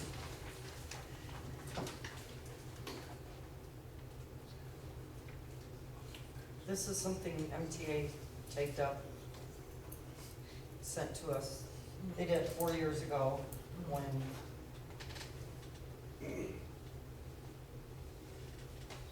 basically they do it every 4 years. Should we read this? Can we take out anything? I still don't like that sentence. What sentence? Strive for compliance with all state and federal statutory requirements. We shall strive. Shall strive. We shall strive. Strive. You don't have shall in anything. It's not in there. It's not in there. I know, but We will strive. I love it. I like it. Would you like, should we read it or no? Go ahead. Yes. To maintain the highest standards of and traditions of Michigan townships, we embrace these principles to guide our stewardship, deliberations, and constituent services as we commit to safeguard our community's health, safety, and general welfare. We pledge to insist on the highest standards of ethical conduct by all who act on behalf of this township, bring credit, honor, dignity to our public offices through collegial board deliberations and diligent, appropriate responses to constituent concerns. We pledge to actively pursue education and knowledge and embrace best practices. We pledge to treat all persons with dignity, respect, and impartiality without prejudice or discrimination. We pledge to practice openness and transparency in our decisions and actions, cooperate in all reasonable ways with other governmental entities, and consider the impact our decisions may have outside our township's borders. We pledge to communicate to the public township issues, challenges, and successes, and welcome the active involvement of stakeholders to further the township's well-being. We pledge to strive for compliance with all state and federal statutory requirements. We pledge to refuse to participate in any decisions or activities for personal gain at the expense of the best interests of the township. And we pledge to further the understanding of the obligations and responsibilities of American citizenship, democratic government, and freedom. These principles we pledge to our township, our state, and our country. I like that.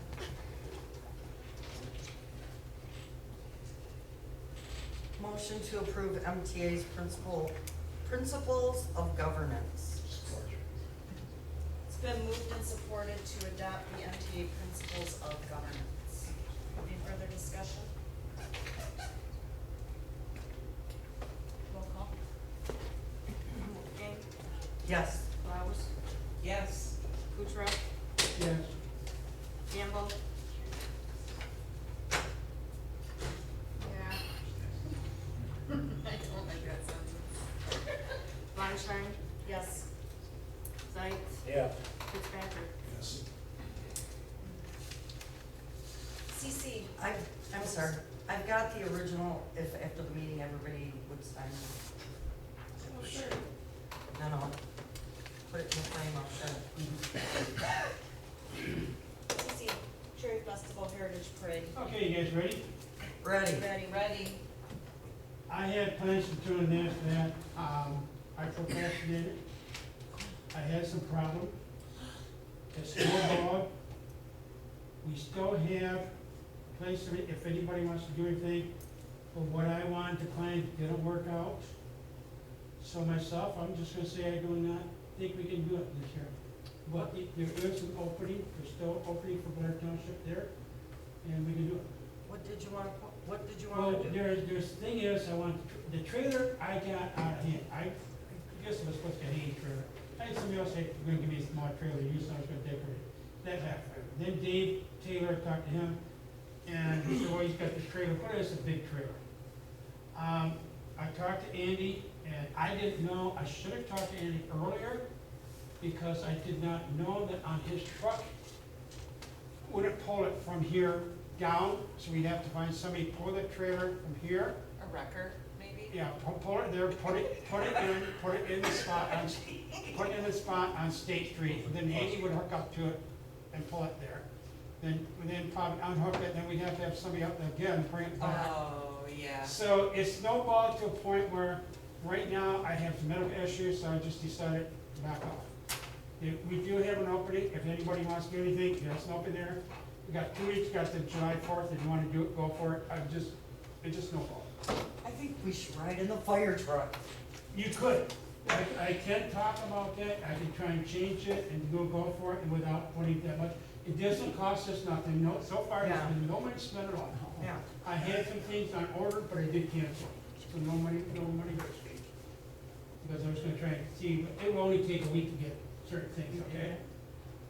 So if you guys still wanna pursue that, we can, but right now, I got to a point where what I wanted to do is not gonna work out. But we can still do it. Yeah, fire truck, she was talking earlier about a tractor, We don't have a fire truck, we wanna put the Cherry Festival. Yeah. okay, Yet, so- yet. Yeah, so, okay, good, Just but saying. if you want to, just give me a call, if somebody wants to figure something out, okay, go for it. And I have a start- trailer at home. Yeah, do you have a truck? Yep, Okay, just a plain old truck and a trailer. but originally I did want it to do like I It's did gotta last be year big. with Dave Taylor. Originally I brought up at first, I thought Dave Taylor and I are gonna, but then now he's gonna be in Mackinac Island on Oh. Fourth. Because I told him we're gonna use Andy's truck, okay, so he's, okay. So Cindy Bogart, his girlfriend, scheduled something up in Mackinac Island. So originally I was just gonna use Dave's car again and put some banners on it, and Dave said, yeah, but that's originally my point. But it's just didn't work out, so go from there. Yeah, we have a big one, so I can't do anything. I was just doing like Dave had said, originally I talked to him first, and then, Andy did nicely say, yes, we could use his truck, But, of course, I didn't know that, didn't talk to other people, I should've went over and talked to Andy earlier about what that, I didn't know that. I, in my mind, was thinking about things which may not work out. Well, how about this, we just scratch the idea of being involved with Cherry Festival this year. Yes, we could. We'll focus on next year, it will give us time to pre-plan, who knows, maybe we'll have some new piece of equipment over there, we could get that side involved Yeah. and plan it ahead of time, because I am not available this year. Okay, now, I'm not Cherry either. Festival. So why are we just, yeah, since we're doing that right now, yeah. since we're not gonna do that, yes, I'll be at Turtle Lake, there'll be a case of beer there and listen to fireworks at Turtle Lake, everybody's invited. Only at Ace? Huh? Say Only what? at Ace? Oh, yeah, because I'm only drinking anything too. How many do you take? Okay, so I'll drink the rest. We're scratching Cherry Festival involvement Okay, this sorry year. about that, okay, Andy, Okay. it's just right, it's If- snowball, like you and I talked today. I would say if that side wants to put a truck in the Cherry Festival at any of the parades, we can leave that up to them. And they can do what they wanna do with an ambulance or not anything at all, but give them the authority to make that, since we don't have another board meeting Right, Mhm. until, yeah. okay. Do we need a motion for that? I don't think I don't. No, we didn't need a motion before. DD, Michigan Extended Purchasing Program. This is, Dan forwarded this to me. He had looked at it and he felt that this would be worth signing up. It's $180 for a year for us. It's big state discounted, stuff from And there's- yeah. Staples, Verizon, we have Verizon phones here. The fuel and gas, tires alone, they go through tires over there. Home Depot. There's a lot of, There's there's a more lot than more. just this. Yeah, That's on here, cause I looked at it, yeah. so who knows? Are we gonna, I know membership's good from January through December.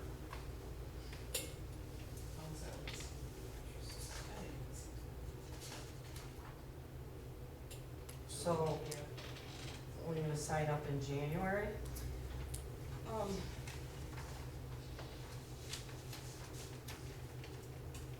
I'm not sure, cause right here it says Non-educational visit calendar. annual membership fee applies. I don't know, if we signed up tomorrow, if it would be half that price, Yeah. because it goes Yeah. for, I mean, we can, Yeah.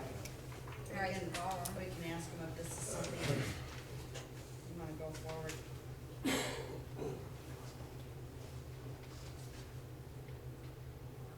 This was Dan's thing. Do you have anything, Dan? No, I mean, I just came across it and wasn't sure if it was something that the township could do. I guess we would have to make sure we visit this site before we purchase anything, so we get our money back. Right. Yeah.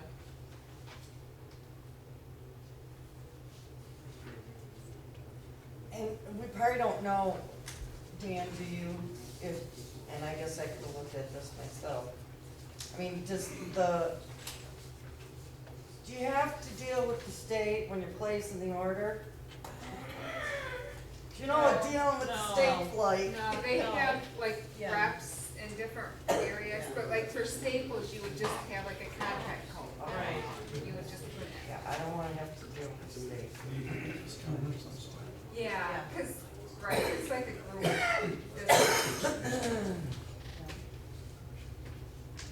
I went on It's there and extended purchasing program.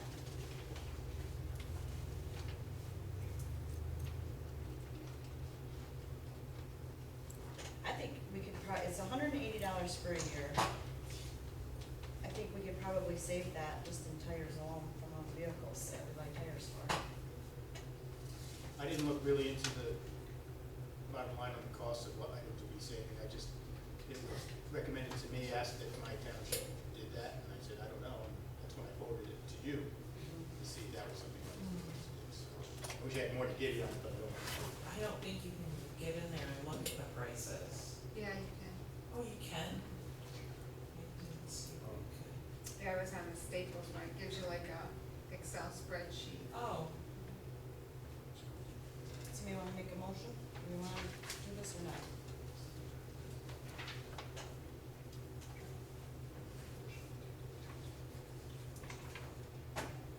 I think if it's gonna be a cost saver, then yes, we should. And make a motion. So I would make a motion to, what is it, $180? It is. We have $180 for a membership with MIDO, an extended purchasing program through the state of Michigan. Did you also want to talk about, has it might be about after 1 year? And reevaluate it after 1 year. Support. It's been moved and supported to go ahead and sign up for the MI deal Oh, yes. contract, the extended purchasing program for a year to be reevaluated to see what kind of savings after 1 year.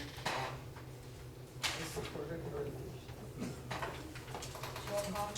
Well, Aye. I got a Oh, question, sorry. excuse me, but you said reevaluate it after 1 year. This will be over in 6 months. So we want to reevaluate it at that time. We may. Well, it just depends. If we sign up tomorrow, it's for 6 months. If it's half the price, then we would go for a year. Or we can reevaluate it in 6 months. It's $180. Yeah. I think we should, there's a lot of. It's probably I'll look paid into for the itself. other.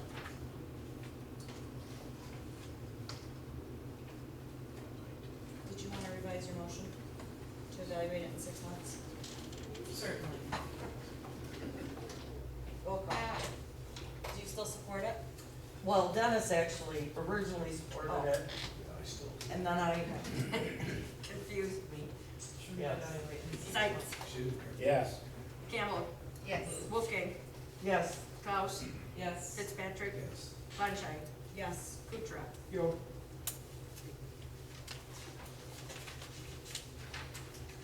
Alright, the Michigan Rural Water Association membership. This one is mine. Oh, I know, I'm like, where did these come from? I know. Forget who I was talking to, it may have been our engineer that was in the room.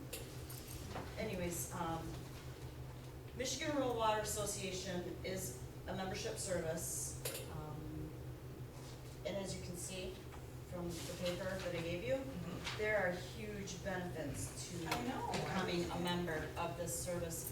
It was recommended, I wanna say maybe by Brian, that we become Yeah. a member of this just because of the services that Mhm. are offered for a fee of like $700 a year. We have an asset management program that's due to the state of Michigan in January of 2018. The first bid we have received, even though we didn't put out an RFQ or RFP, we were approached by an engineering firm. The first price we have to do that asset management plan is $17,500. Yeah.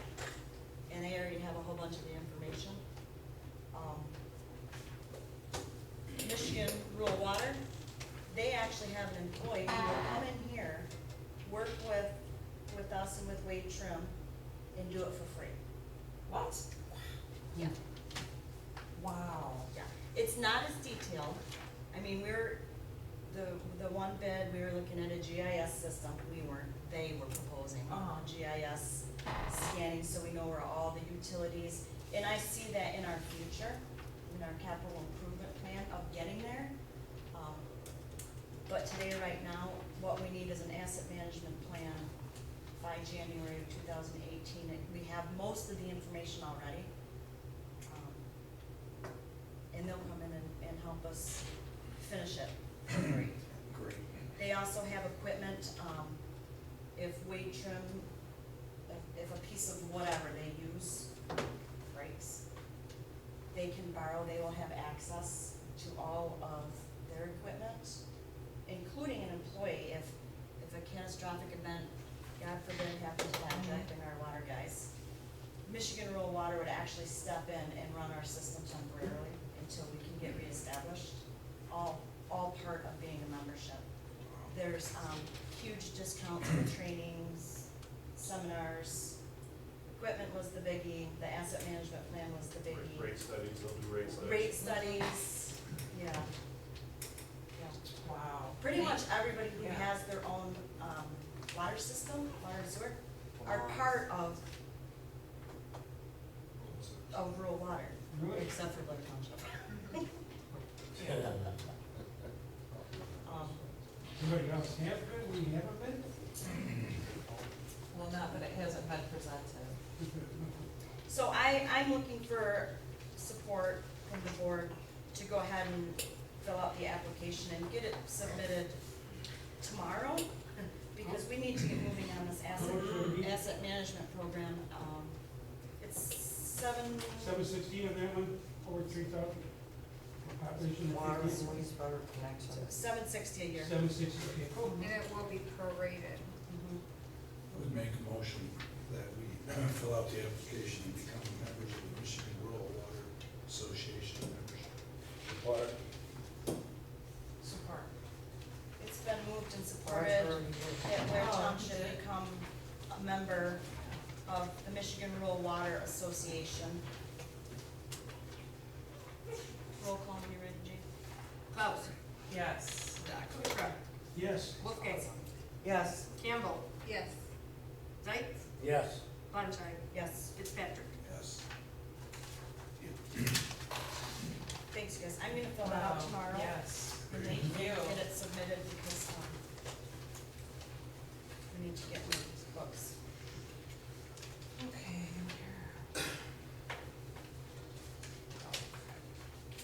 FF, Resolution 2017-17, to address collection of payments or refund on taxes under/over $5.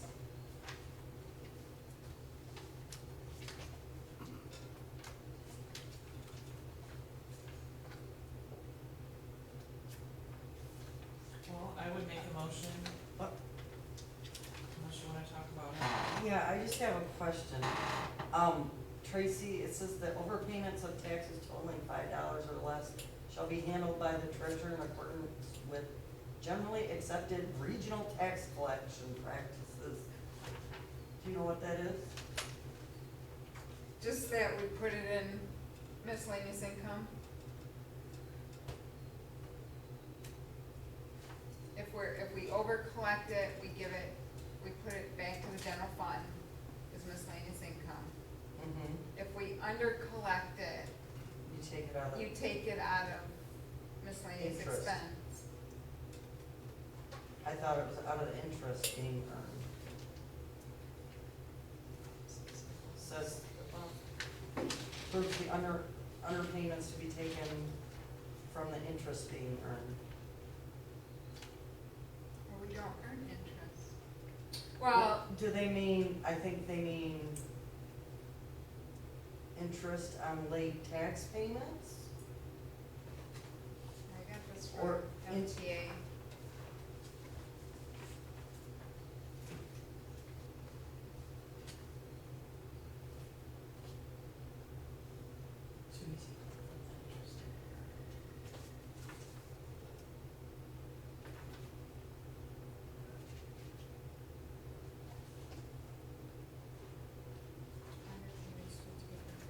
Yeah, that could be, I mean,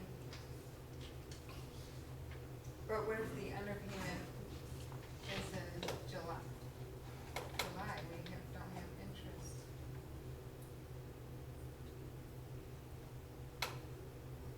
I don't know, I can I'm call not them, the I mean, we treasurer. could table this till next time and I can call them and ask them, I got it from MTA. What the generally acceptable regional tax collection practices are. Well, those are, you take it to and from the general fund.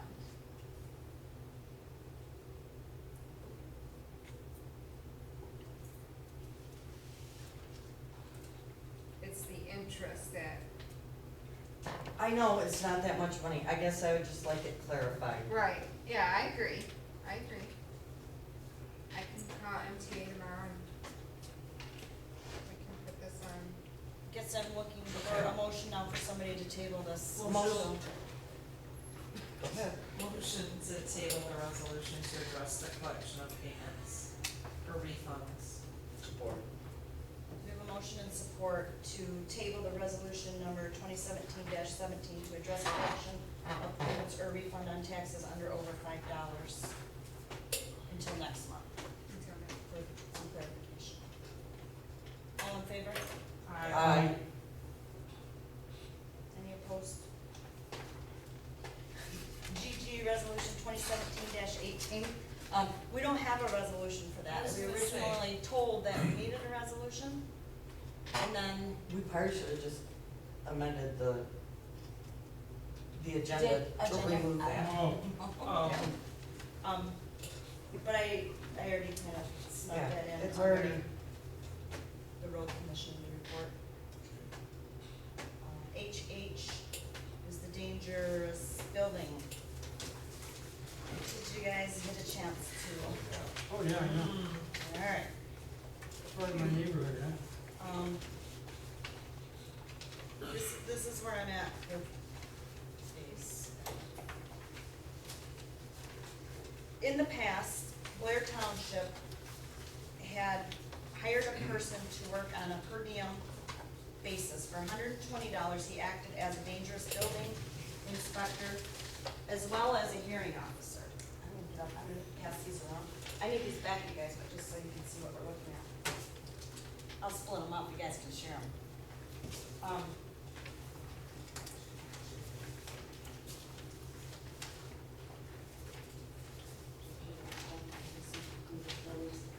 So, I contacted Bruce from Grand Traverse County Construction Code.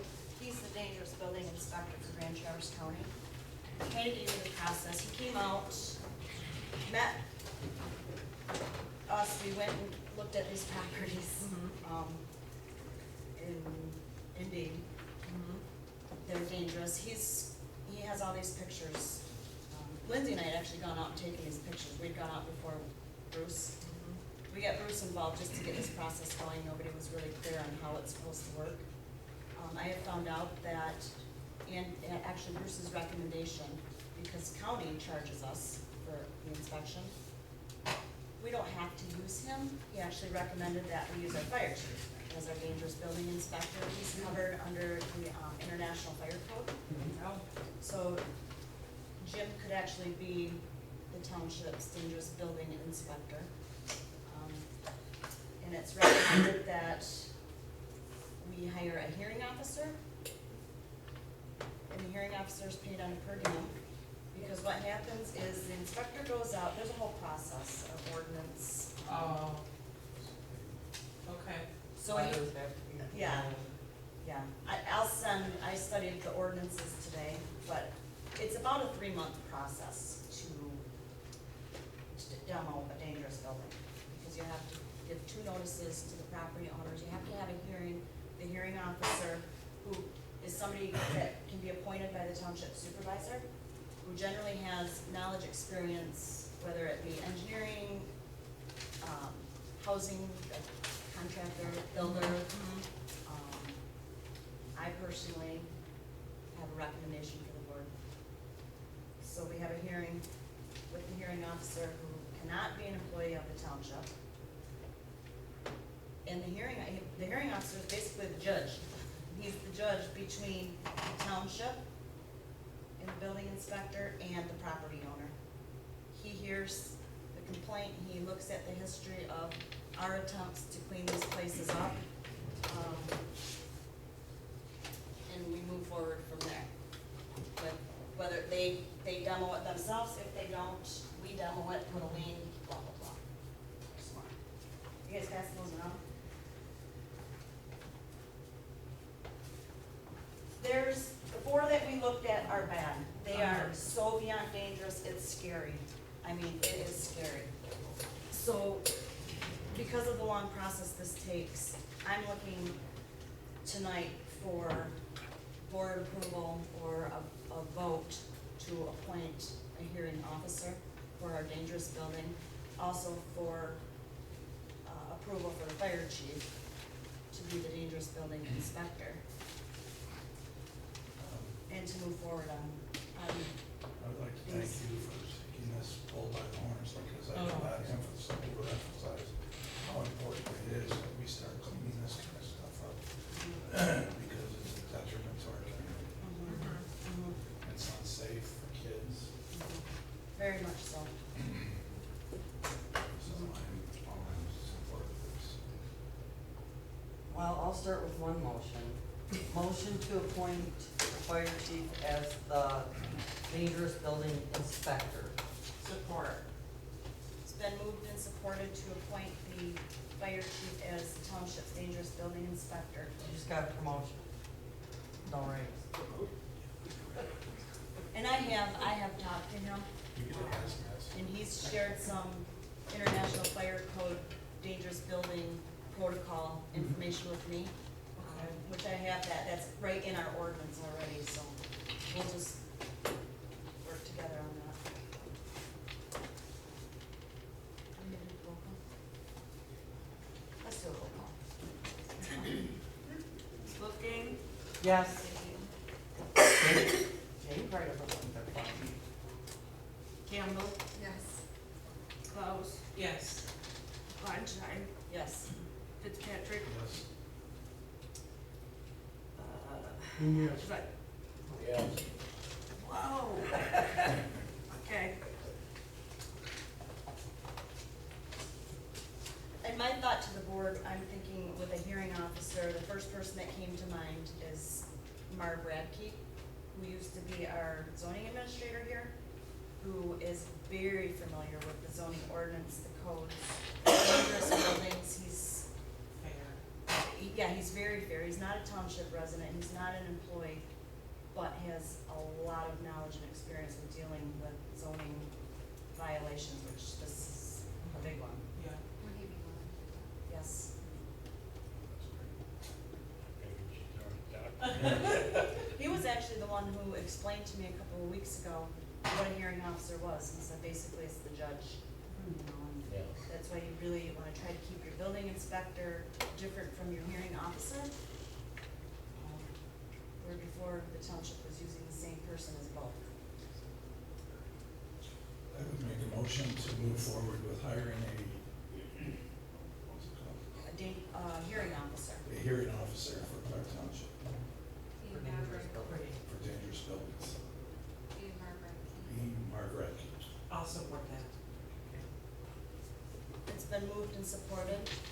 I think we need to have a little further discussion to figure out the per diem Right. amount. That's what, Yeah. our other, the county is $150 for the dangerous building inspector. Which we can get that now for free. Wow. And the township was paying $120 per diem. And I think the last dangerous building hearing or inspection that took place was 6 years ago. 6 years. It's sad. Has it really been? I'm guessing based off what I was reading today, don't quote me on it, but it's been a while. Seems like 2009, is that 6 years ago? 9 and 10, they were having one. After that, because I remember being on the board that helpers are so many demolished, but it doesn't matter. So does Yeah, I It's think been 2 years. we're seeing that. does dangerous building jump? how Totally does it- separate. Okay, Some of those pictures are blight violations. okay, And Okay. before that, you guys have copies of it, there's Okay. 4 in there, I think, that are actual dangerous buildings that we've already looked at.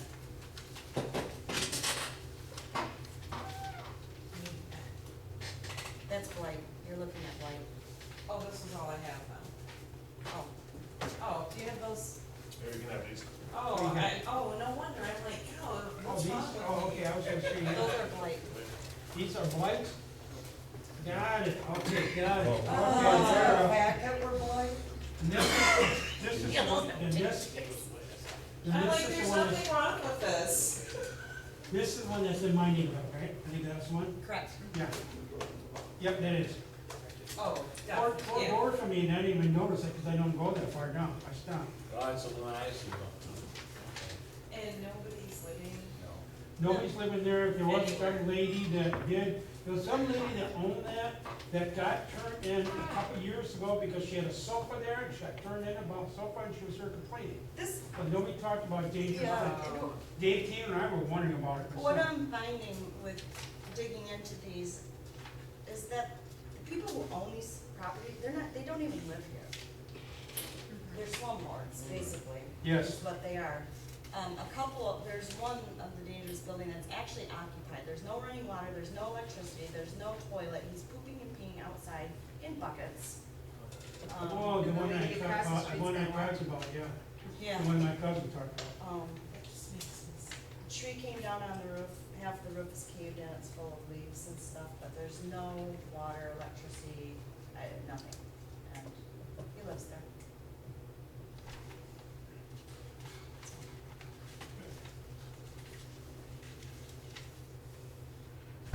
So who made the motion? We're back because we're at the discussion part where we talked about per diem. On this, yeah, I would suggest paying a $125 per diem. $125 is if they were paying $120, the county's $150. believe it or not, I bought this one a couple years ago, wanted to do. She owns the property next door, and she said, oh, it was not, we had value wrong, okay? So I said, well, I noticed something too.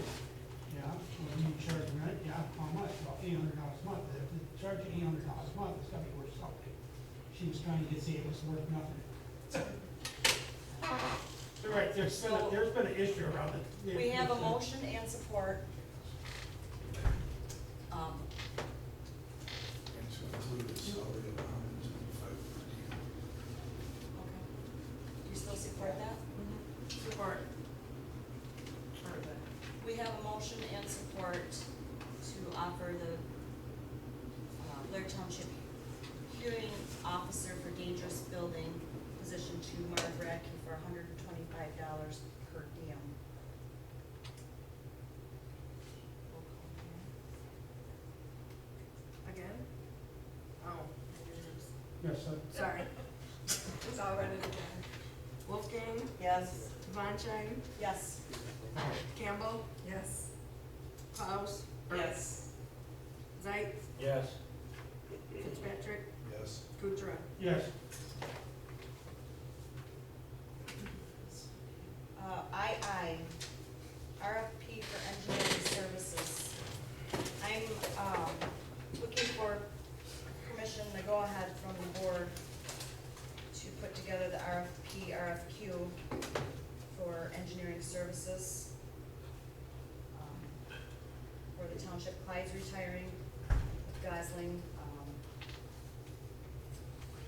and, I think it's time that we look Yes. at some other engineering.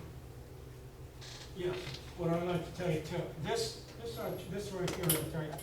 Okay, neat picture of Leland, it talks about Blair Township, okay, but Fleece Van Brink Engineering, okay? who talks about Blair Town, what is that? Oh, this is the MTA, don't you, this is the MTA Township Focus. It talks about the Blair Township and the park, what's the word, building healthy, community grant. Yeah, do you see it, it's in June. Well, then, wait, when I'm done with this, when I'm done with this. Because I like to see the other one, because like this Fleece and Vanderbilt, 2 of their employees live in Blair Township. I met one when I was paying my property tax. They also have local, even though it's Grand Rapids, they have a local office at 603 Bay Street. And that's the other Larry Fleece, who's built the same way. But he's from Leon County, so is his wife, but also, he has the poker band Larry and Marks. But you're right, if you are looking for engineering, I would like you to talk to them too, to tell that, okay? Yes, I will pass it down, but that was, because they have a local officer in Traverse City. Right, I think what the process is with the RFP, RFQ is we write it, which I'm confident with Lynette, Tracy, and perhaps some guidance from some connections. We can get the RFP, RFQ together, it will get posted, there'll be notice, so it's not like I'll call up. No, Please but I say, just want to hey, make sure, that, you know, I will, They will be putting their stuff, oh, you're an engineer also. and I will make sure that Lori knows, yeah. They're all watching. Mhm. Please and, yeah, We aren't gonna have to ask, that guy is in here. He's- all the time. Yeah, Yeah. One of his guys, yeah. yeah. Larry has him, one of his guys. I may have to step back on something, but you're right.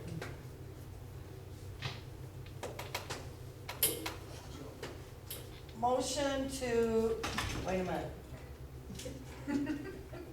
So, we're gonna give you the go-ahead to put together the RFP, but then you're gonna bring it back to the board for approval before we put it in the paper or whatever? Well, we should probably add that to our special meeting also.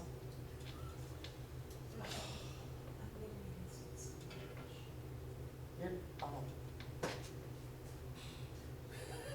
We can do it, we can do it. add what? You're gonna write the RFP in 2 weeks? I said with assistance.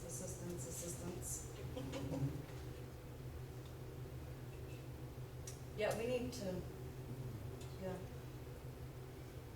Tracy, what was the other thing you were gonna do with the Reframe. thing? What was it? Hold up. No, there's That's your special meeting tonight. Something we talked about tonight, yeah. Job description. Job description. Oh, there you go.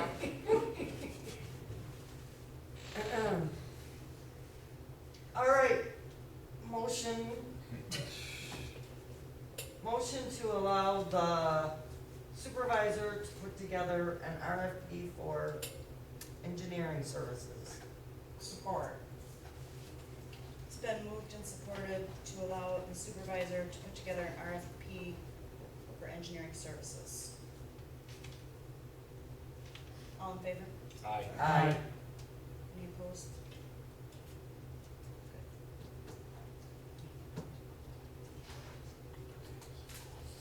Website Facebook committee, JJ.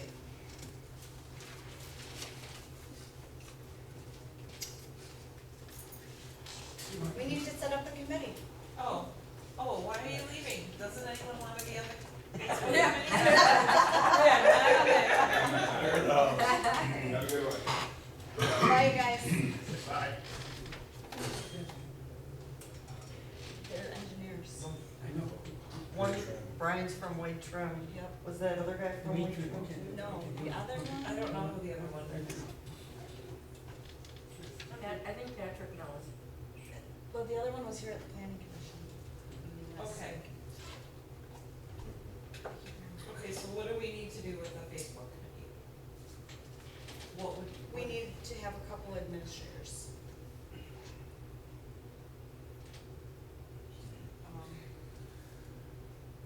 And how often?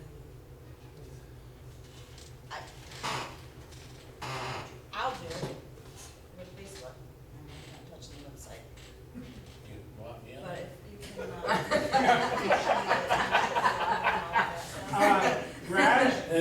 Raj, that was a great picture of your grandson on Facebook. Valley put it up That kid does not take a bad picture, he's I always so know. happy. And you need Wendy on there.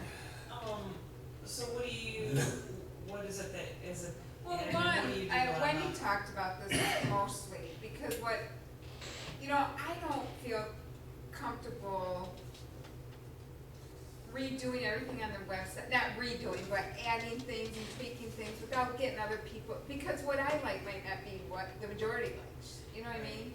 So Wendy talked about is having a committee so that we can't, I mean, cause there's still a lot that we have to add on there that we never have, since we've taken it over. And but I said, well, I don't wanna sit here and design this all myself, because what I think is Right. awesome widgets, she hates. My widgets. So we talked about doing a committee so that more than one person has a say of how it's gonna look, what it's gonna look like. Lindsay? Lisa. Oh, yeah. Sorry. Oh. I have to say anything. I'm really not a technical person, so I'm not either, but I can manage it on the Facebook one.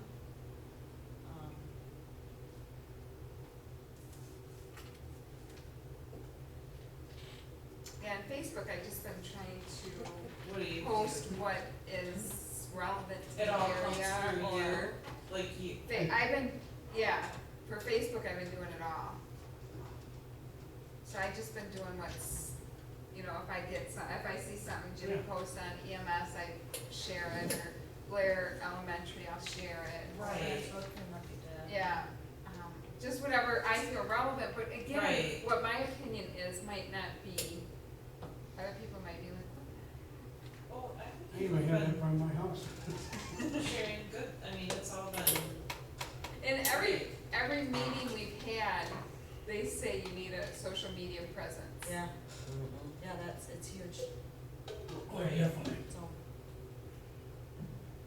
Do you want to? I wanna what? Be on the committee? I'd love I to. knew it. Tracy, Wendy, Nicole, and Lennetti? Mhm. okay. Wendy's gonna be thrilled. She will. But she's got good ideas too. And she's Great talented. ideas. She I mean, is. she's the one that's really kind of put that Yeah. together. She's after taking had all my ideas widgets all out. along, so. I know, I just can hear her when we tell her she's on Oh. the committee. Should be all right. All right, so that's our website, Facebook committee. Social media.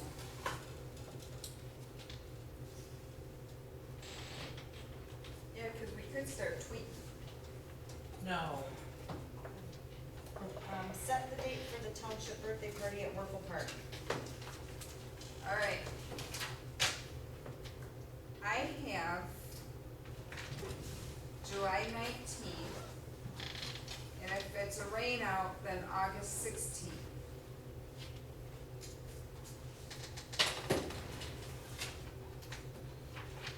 I cleared this with John and Leslie. But I haven't done What much. night? July 19th. It's a Wednesday. And I got a birthday party dinner I gotta do, so. How about August 16th? Okay, so then we're looking at August 16th. That would be a PC meeting too. Oh, Or we could do August 20th. I'll have to see, That's July 20th. or July 20th, I'll have to make sure we don't have, it's Thursday, you can get shorts for $2 Oh, that's or even less. better, that's a good night to have the birthday party. I just have to make sure we don't have anything going on, but I started collecting from people for our birthday party. I wanna get a hold of Chuck Benson and see about doing baseball shirts for all of us. And then I talked to Paul Schmuckel the other morning and said I wanted it in his wallet. I told him we could put like a shell emblem on one side or something, he can use co-op dollars, to pay for them. I have a friend that is one of the managers at, Family Fair, I can't remember the name anymore, and that, I'm gonna see if they'll donate cake. And that, so I think,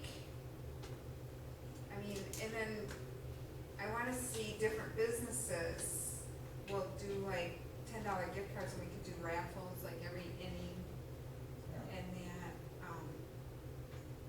John and Leslie's been really good at letting me just kinda make decisions on how I can see it working. And that, I wanna get with John and see about getting tickets for like the employees and families and stuff. And he said doing tickets, if you're a Blair Township resident, getting them at a reduced price. There you go, And that, but not free tickets for us.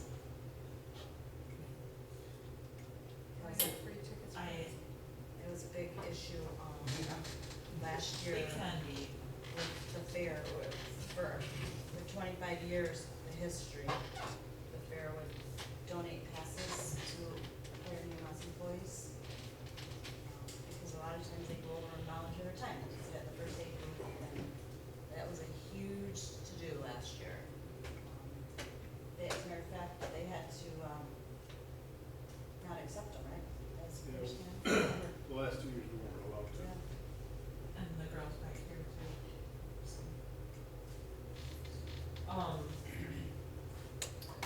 Well, I get in Well- for free, so if you guys gotta pay, sucks to. I personally would pay for I my will pay ticket. for my Yeah. ticket, just, yeah. Because, I mean, if they wanna, Fire and EMS, yes. Me, no. Yeah, I mean, maybe he'll do like but I mean- I like the idea of, if you're a Blair Township resident, Yeah, being a that would be reduced great. rate. right. I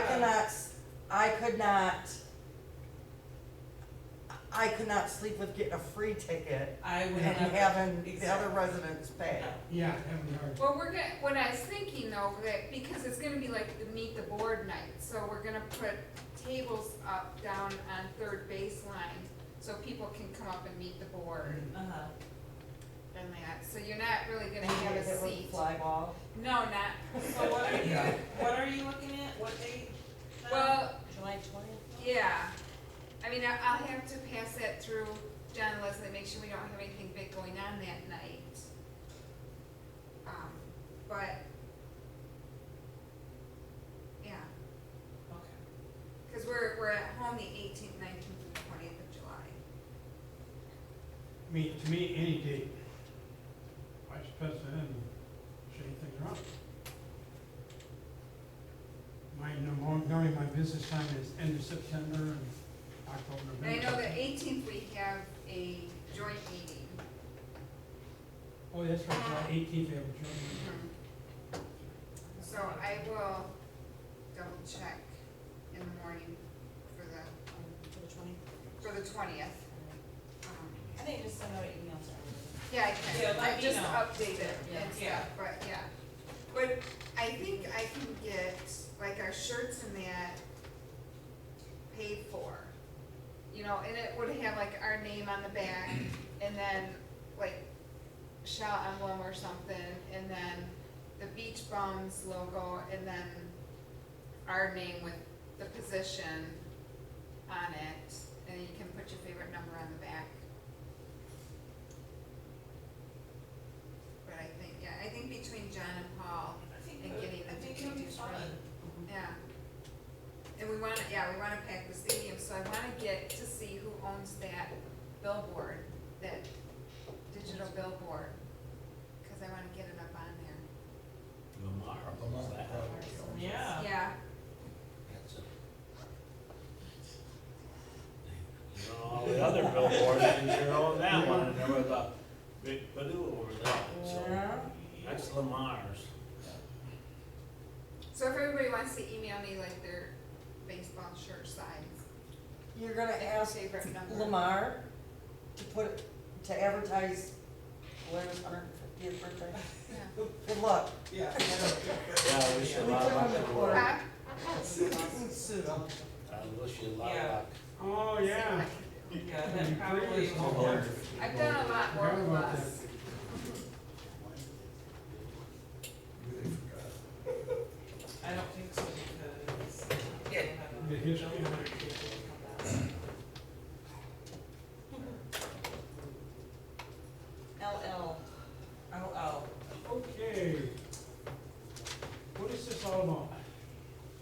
this goes back 4 months ago. I know. But I didn't know if anything, well, I remember he was boarding you guys or whatever. Well, he quit, he terminated his Yeah, contract, but we had already paid him. after that, Huh? I mean, after that, he was boarding, talking to you guys too, after you quit, yeah. Yes. So Sean wrote him a letter, Mhm. and because he was already paid, the township had paid, so he had to pay us back for what we paid for services he wasn't going to do because he quit. And Sean's recommendation is that we just cash the check, wash our hands of him and be done. He said that to take him to court and that would cost us a lot, it would cost us more in attorney fees. And so I asked, can we do small claims court, cause I can be Sean for a day. And he said, you really can't, if you're already represented by an attorney, the law doesn't. He paid the check back to no. Yes. We have it in the safe, we just never cashed it, Cash it. yeah, I would. I still wanna.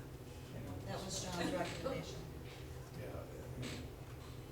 Somebody wanna make a motion to, Motion to accept Rich Powell's check, cash it, deposit it, move on.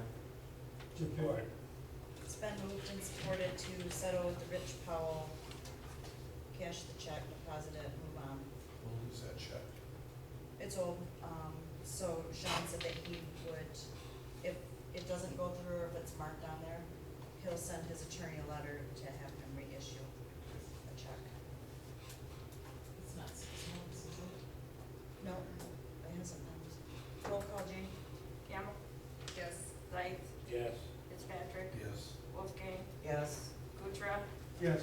Sunshine, House. Yes.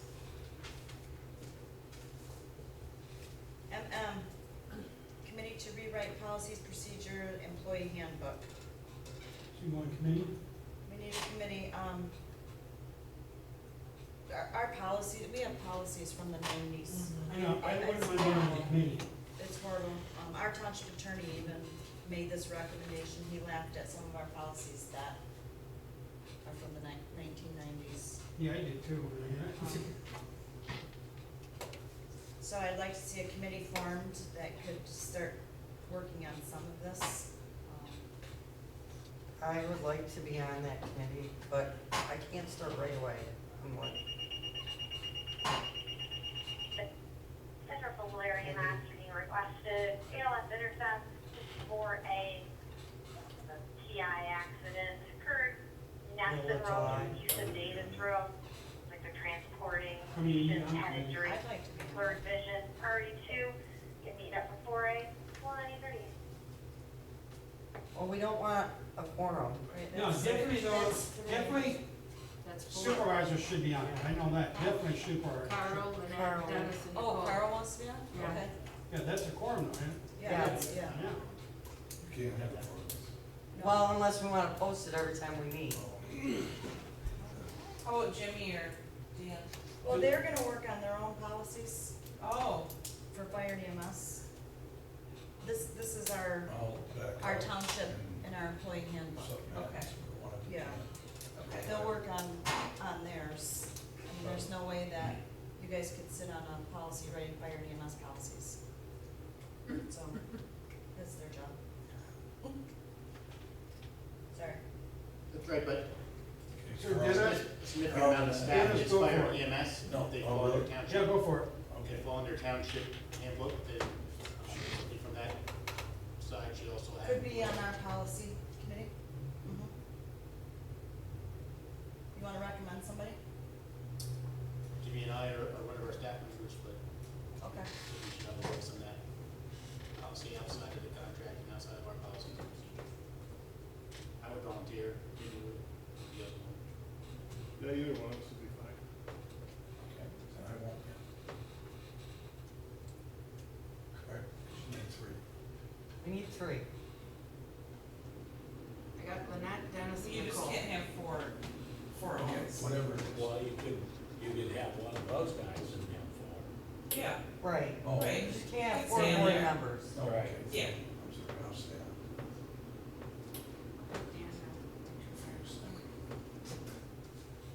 Me too.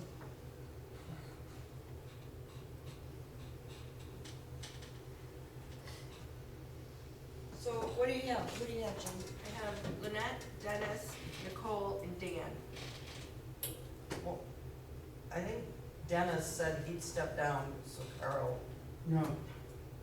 He did say he would, and I told Dennis go for it. okay, Oh, you Yes. said to tell, yeah. I stepped down, I told Dennis All go for it. all right, So Lynette, Dennis, Nicole, and Dan, or Jim. or Jim. Okay. Either one, it's Which fine. one? Okay. How about Jane made the decision for you. We both, we just say, we'll just say, Yeah. emergency services. Yeah, Right. Here, yes. emergency services representative. Yes.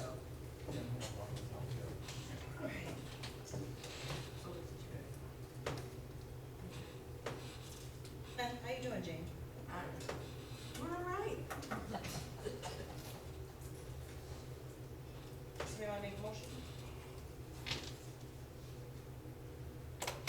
I'll make a motion to set up a committee for reading, looking into, and rewriting township policies, procedures, and employee handbooks. The committee to consist of the clerk, the supervisor, trustee Fitzpatrick, and emergency services representative. Support. It's been Question. It's been moved and supported to set up a committee to read, look at, rewrite policies, procedure, employee handbook. The committee to consist of Lynette, Dan, Dennis, Yeah, Nicole, and emergency services representative. okay, and then I can discuss Discussion. it. Well, on something like that, okay, say you guys are on committee, but can I not just single out one, because I have a suggestion, can I just single out one person and talk to them and have them bring it to the committee? Because that's not important. I can do Yeah, that, I would say. right? Cool, okay, good, there we go, then I'm still on. Yeah. I'm still good. Leave it to Carl.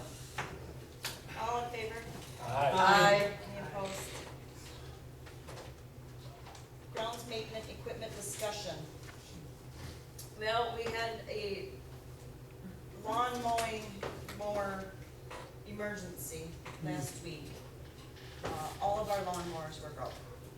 Both of our zero turns and our tractor. So all three of them went to Lark Lawn Garden for, well, Bill came in and asked if he could buy some parts to, and weld this and do this and that, and I'm like, no. Take it to Lark, we'll have them go through it, they want a list of everything that's wrong with it, the amount it's gonna cost to repair it, and the value of it. Because our lawnmower is 16 years old, one of them is 11, and one of them's 25. Yeah. Oh, Yeah, the one zero turn that he used on a daily basis was $2,700 to repair it. The second zero turn, it's actually a tricycle turn, was $1,700 to repair it. And it was 16 and 11 or 12 years old, anyways. Yeah, they were only gonna give us $150 for a trade-in, or $200, $250 for one, And $50 and for 50 another. for the other.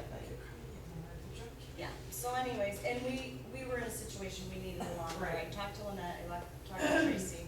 So instead of spending $4,500 to repair our two lawnmowers, we just ordered a new zero turn warranty lawnmower from Lark Lawn and Garden with the warranty.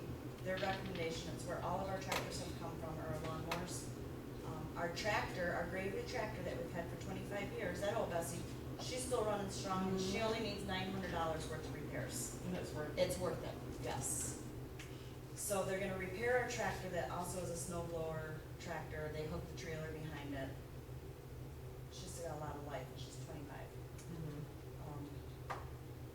So I think we should keep that one. Bring the other 2 zero-turns back. Doug Bill said that he can do a quick repair like he's been doing for years, which will make one of the zero-turns be usable for the water treatment plant area.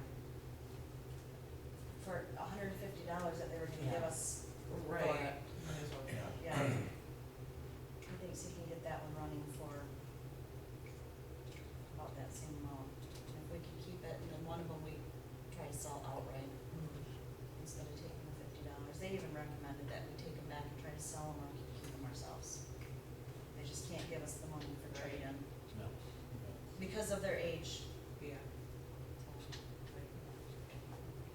I think the Greyways have the engine rebuilt in it. The tractor? I think so.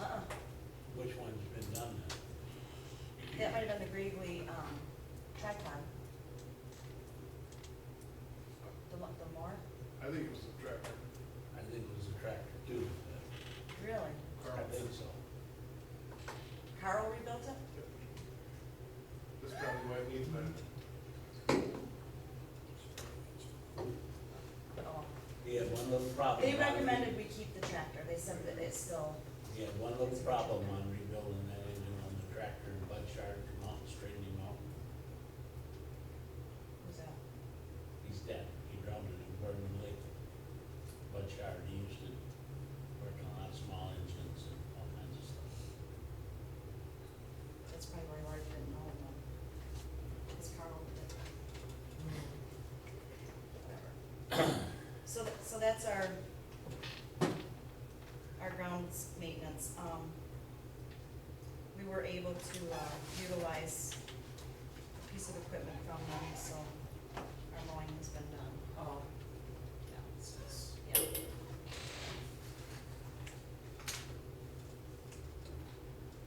Anything else? Oh. Motion to, declare one Lucas 2 automated CPR device and allow the EMS director to sell it. I know it's late, it's the last item, I only have a 45-minute presentation on this subject. Yeah. This was essentially it's an automatic CPR device. My predecessor purchased the current Roscu devices. Part of the plan was to surplus the 2 Lucas. It's an older style. One we are not able to, and I guess we didn't find out till later, but one of them was a grant from the tribe, so we aren't able to sell that. We have to offer to them first. They're not gonna want it back. Both are kind of near the end of their life. We're still able to utilize it, so that'll be our backup. The one in question was purchased in 2011. They no longer make Lucas 2s, now they make Lucas 3. The company that makes it says that their services to keep them have expired, so. And it was part of the plan to sell this off anyway. So, got some quotes depending on the age. This one definitely has some wear and tear on it, $2,800 to $4,000. I do have a potential buyer, Leland Fire Rescue is interested.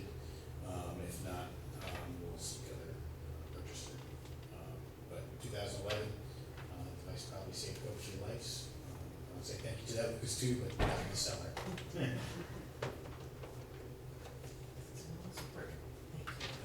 No, somebody did not. okay, I'll support your motion.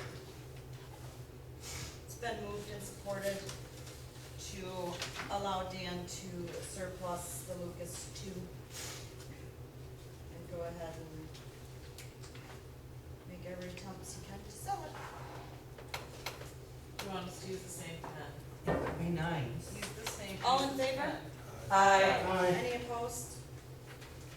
Thanks, Dan. Thanks, Dan.